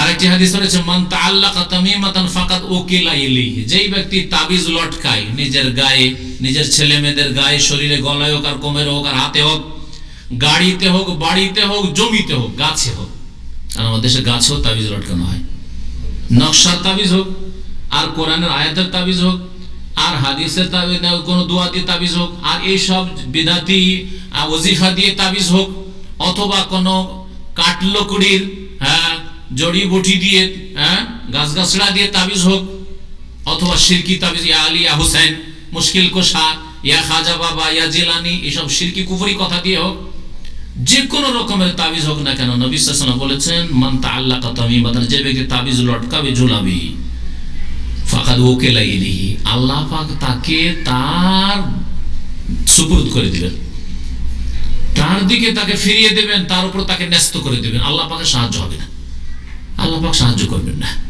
এই জন্য তাবিজ করার লোকেরা বেশি পেরেশান থাকে। যাদের বাড়িতে যত বেশি তাবিজ, তাদের বাড়িতে শয়তানের প্রভাব সবচেয়ে বেশি। আলহামদুলিল্লাহ, যেসব বাড়িতে তাওহীদ আছে, শিরক মুক্ত, বিদআত মুক্ত, কোরআন সুন্নাহ মোতাবেক সকাল সন্ধ্যার জিকির আজকার করে, কোরআন সুন্নাহ মোতাবেক নামাজের পরে জিকির আজকার করে, কোরআন সুন্নাহ মোতাবেক বাথরুমে যাওয়ার বের হওয়ার দোয়া জিকির পড়ে, বিছানায় যাওয়ার সময় জিকির আজকার বিছানা থেকে উঠলে পড়ে, ইত্যাদি যেসব জিকির আজকার রয়েছে, তাদের বাড়িতে শয়তানের তেমন কোনো প্রভাব নেই।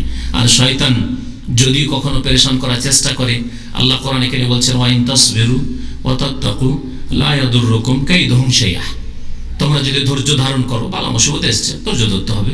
ওয়া তাত্তাকু, আল্লাহকে ভয় করো, শিরক করিও না, বিদআত করিও না, ওঝার কাছে যেও না, বিদাতি মোল্লার কাছে যেও না, তাবিজ নিতে যেও না। ওয়া তাত্তাকু, বেঁচে থাকিও গুনাহ থেকে, লা ইয়াদুররুকুম কাইদুহুম শাইআ, তাহলে তাদের ষড়যন্ত্র, মানুষ শয়তান, জিন শয়তানের ষড়যন্ত্র তোমাদের কোনো ক্ষতি করতে পারবে না, শাইআন, কোনো সামান্যতম ক্ষতি করতে পারবে না, আল্লাহ পাক রব্বুল বলেছেন। এই জন্য আলহামদুলিল্লাহ, আলহামদুলিল্লাহ যে আমরা তাওহীদ প্রতিষ্ঠাকারী মুমিন ভাই বোনেরা এইসব বালা মুসিবত থেকে অনেকটাই বেঁচে আছে।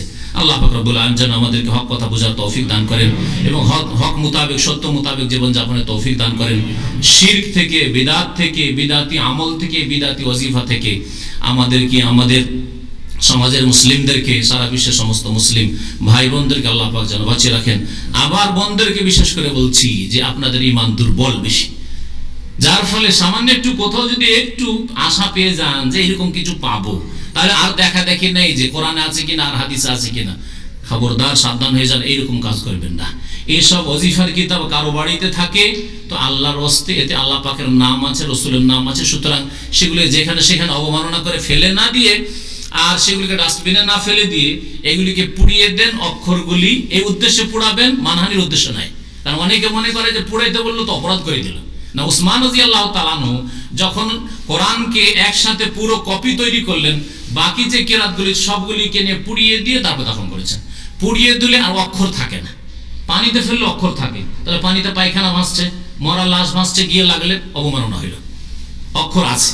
মাটিতে পুঁতে দিলে অক্ষর থেকে গেল, কিন্তু পুড়িয়ে দিলে, অথবা আজকাল যে ইলেকট্রিক্যাল মেশিন হয়েছে, অফিসে থাকে মেশিনগুলো, তাতে কাগজ দেন, একেবারে এত ছোট ছোট করে গুঁড়ো করে কেটে দিবে, কোনো অক্ষর থাকবে না।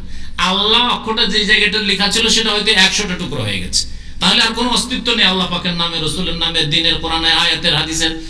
সুতরাং আপনার আর অবমাননা হলো না কোরআন হাদিসের, আল্লাহ পাকের নামের। এই জন্য পুড়িয়ে দেওয়ার পরে ছাইগুলোকে মাটিতে পুঁতে দেন।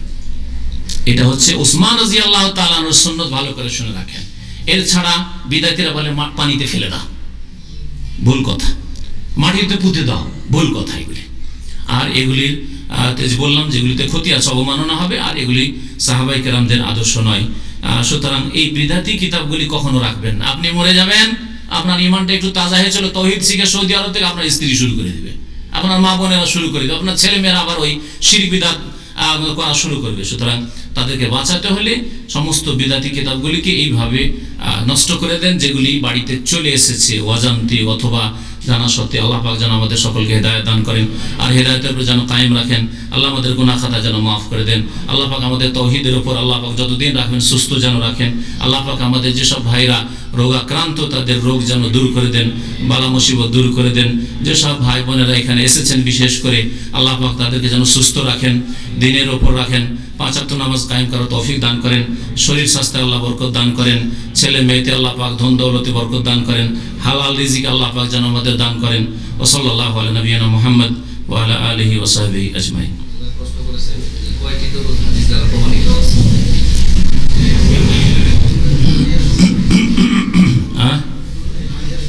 দুরুদের নারিয়া সেটা মিথ্যা দুরুদ, জাল কোনো হাদিসে নেই।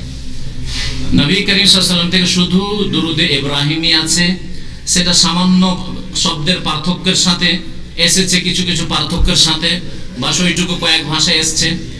আর সালাফে সালেহিন সাহাবায়ে কেরামদের আমল থেকে মুহাদ্দিসিনরা যখন নবীর নাম এসছে সাল্লাল্লাহু আলাইহি ওয়াসাল্লাম এই বলে কোরআনের আয়াতের আমল করেছে, ইয়া আইয়ুহাল্লাযীনা আমানু সাল্লু আলাইহি ওয়া সাল্লিমু তাসলিমা।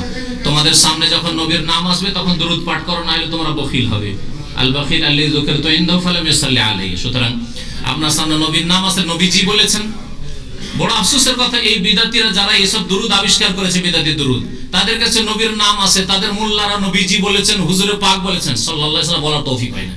আর তাদের ভক্তরাও সাল্লাল্লাহু আলাইহি ওয়াসাল্লাম বলেন না, চুপ থাকে, সব বোবা, সবগুলি বখিল। আর বিদাতী দুরুদ দিয়ে শয়তানকে খুশি করেছে, শয়তানকে খুশি করেছে। আল্লাহ পাক যেন আমাদের সকলকে হেদায়েত রাখেন।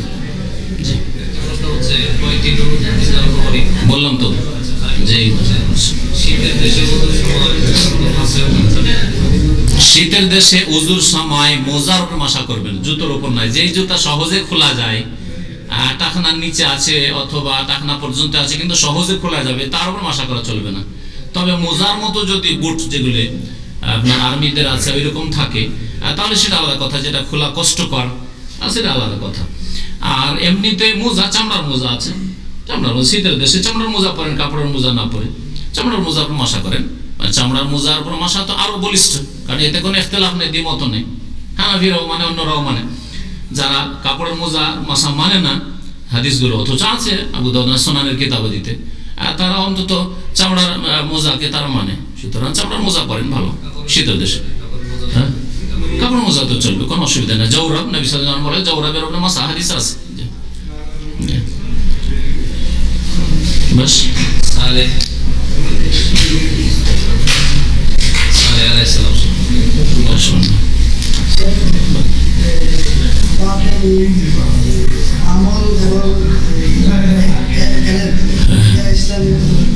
বাতিনি ইলম বা বাতিনি আমল আর জাহিরি, যেভাবে সুফিরা বুঝিয়েছে পীরেরা, ওটা ডাহা মিথ্যা কথা।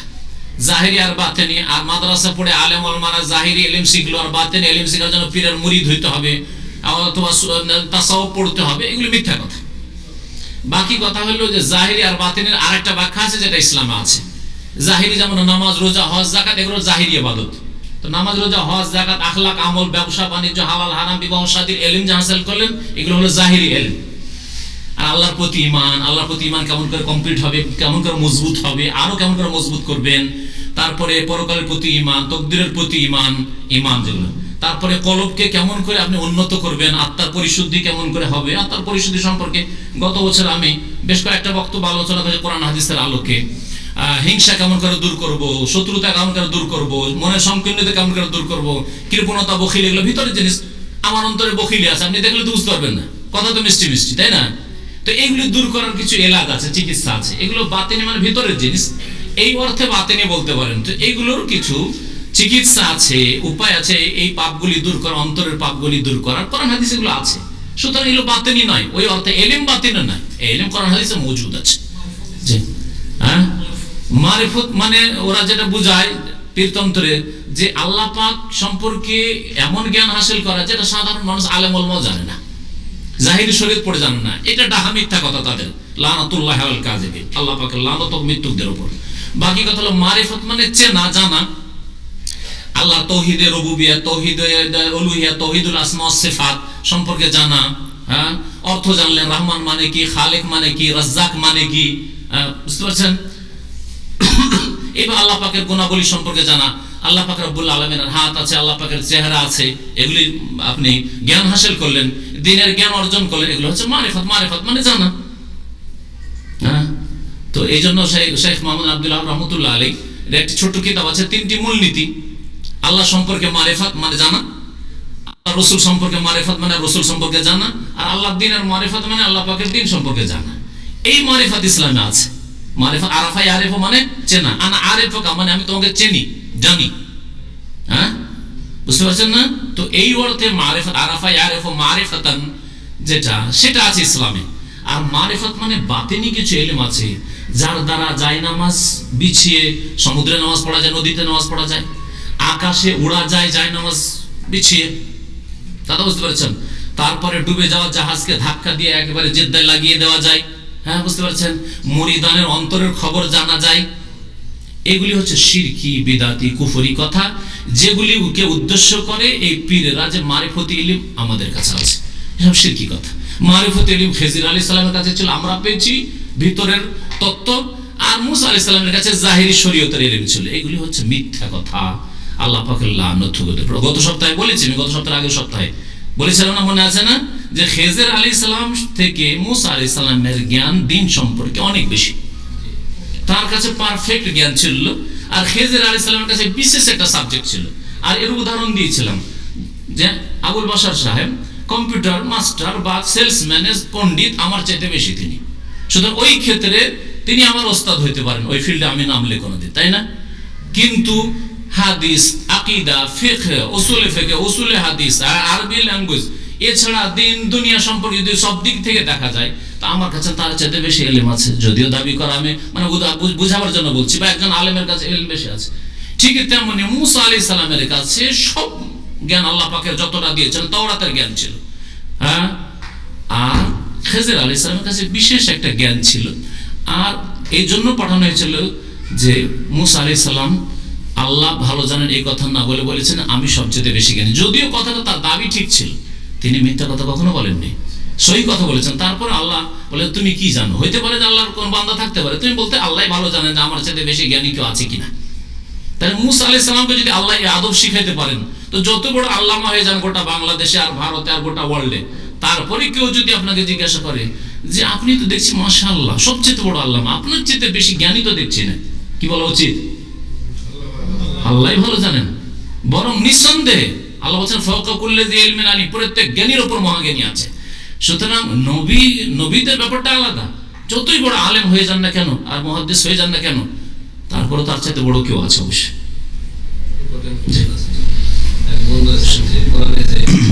অসুস্থতা সম্পর্কে 6টি আয়াত আছে, এগুলি একসাথে বললে কি কোনো ফায়দা পাওয়া যাবে?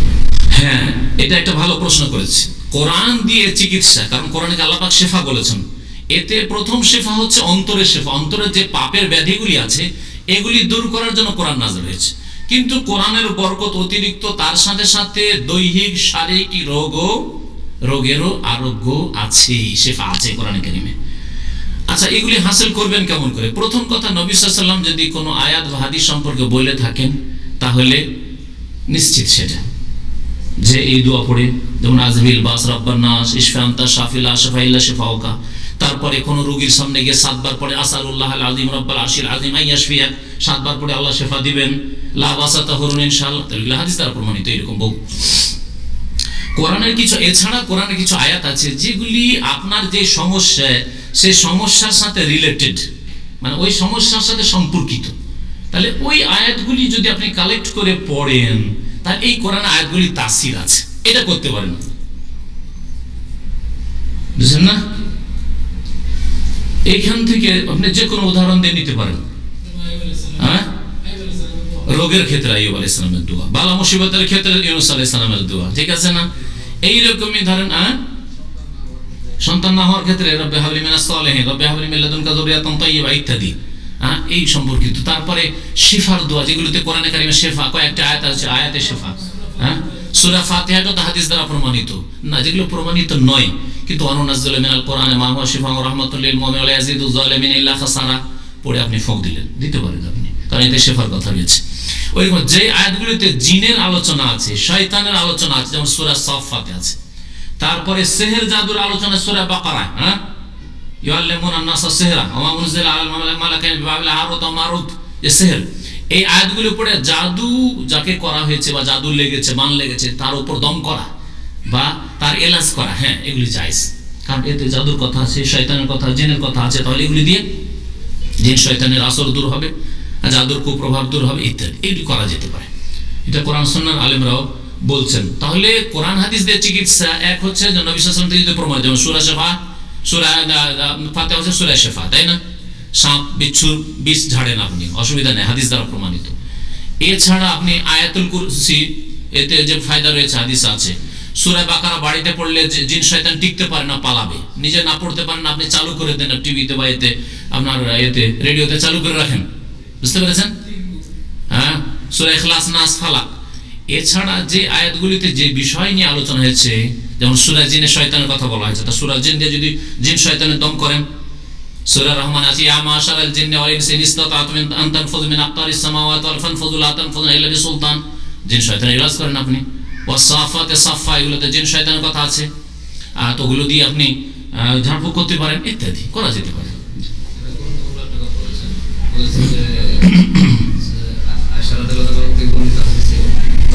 আল্লাহকে বিয়ের থেকে দেখে যাবেন, আপনি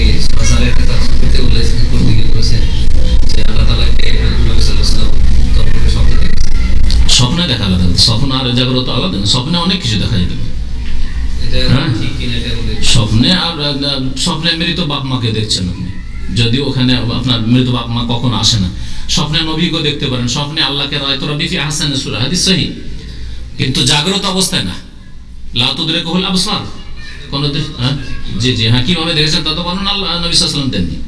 জি, একমাত্র আল্লাহ পাককে মানুষের চোখে কিয়ামতের দিনে দেখা, জান্নাতে দেখা যাবে, দুনিয়া দেখা যাবে না। জি, কোন নবী দেখতে পাননি। কথা বলেছেন মুসা আলাইহিস সালাম, নবী সাল্লাল্লাহু আলাইহি ওয়াসাল্লাম কিন্তু দেখেননি।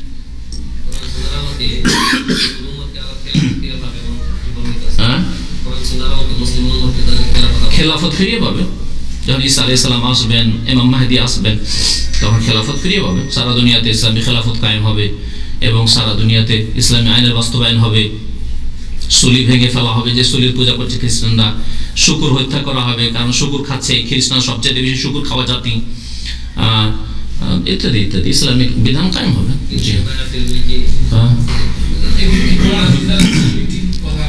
যেগুলো বললাম সহিহ হাদিস আছে, সহিহ হাদিস। কিয়ামতের বড় লক্ষণগুলি ইনশাআল্লাহ দেখি, আলোচনা আগামীতে করলে তখন অনেক পুরাতন জামানায় আলোচনা করেছিলাম, অডিওতে আছে। এটা একটা হইলে ওয়াজিফা তো হইল, বেহেশতে যাওয়ার চাইতে ওয়াজিফা তো বেশি পড়ছে ধীরে ধীরে। ইনশাআল্লাহ তো ওয়াজিফা সামান্য কিছু বললাম, যদিও হক আদায় করা পুরো একদিনে সম্ভব হইল না, একদিন থেকে বললে হয়তো সব বলা যেত, কিন্তু যথেষ্ট এতটা সতর্ক করার জন্য যে এতে কোনো সহি কথা। এতে যে সূরার 5 জায়গানা সূরা যে বা 5 সূরা বলেছে, 5টা সূরার ফজিলত অধিকাংশগুলি জাল জয়ীফ। সূরার ফজিলতগুলো জাল জয়ীফ। যেমন সূরা বাকিয়া পড়লে গরীব থাকবে না, অভাব দূর হয়ে যাবে। হ্যাঁ, সূরা রহমানের ফজিলত, সূরা ইয়াসিনের ফজিলত সবগুলি জাল জয়ীফ। সূরা হাসরের 3টি আয়াতের ফজিলত জয়ীফ, দুর্বল।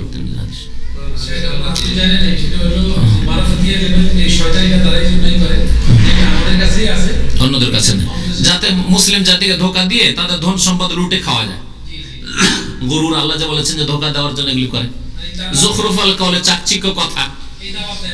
হ্যাঁ জি হ্যাঁ, ওটা তো বলবে না, ওটা বলে তার ব্যবসা থাকবে না, পীরের ব্যবসা। পীরদের বায়াত নেই ইসলামে, পীরদের বায়াত নেই। একমাত্র খলিফাতুল মুসলিমিনের বায়াত আছে, সরকারের বায়াত আছে। যদি ইসলামিক সরকার হয় আর বলে আমরা ইসলাম কায়েম করবো, সুতরাং আপনারা আসেন, বায়াত করেন আমাদের সাথে, আনুগত্যের ঘোষণা করেন, তার বায়াত করা ফরজ। আমার জন্য আপনাদের প্রত্যেকের বায়াত করা ফরজ। সৌদি আরবের উলামায়ে কেরাম এখানকার বাদশার সাথে বায়াত করার শপথ করেন যে আপনি কোরআন হাদিসের বাস্তবায়ন করবেন, আমরা আপনার আনুগত্য করব। আমরা কখনো অসৎ পরামর্শ, দেশদ্রোহিতার পরামর্শ কোনো কাউকে দেব না। নামায়াত জি, এক হাত নামাজ পড়লেও আজান দেওয়া সহিহ বুখারীতে আছে, দেওয়া ভালো, মুস্তাহাব, দিলে ভালো। আর একামত দিবেন জি, যদিও ওয়াজিব নয়, কিন্তু যেখানে জামাত হবে সেখানে জরুরি। মসজিদ আছে সেখানে আজান দেওয়া উচিত।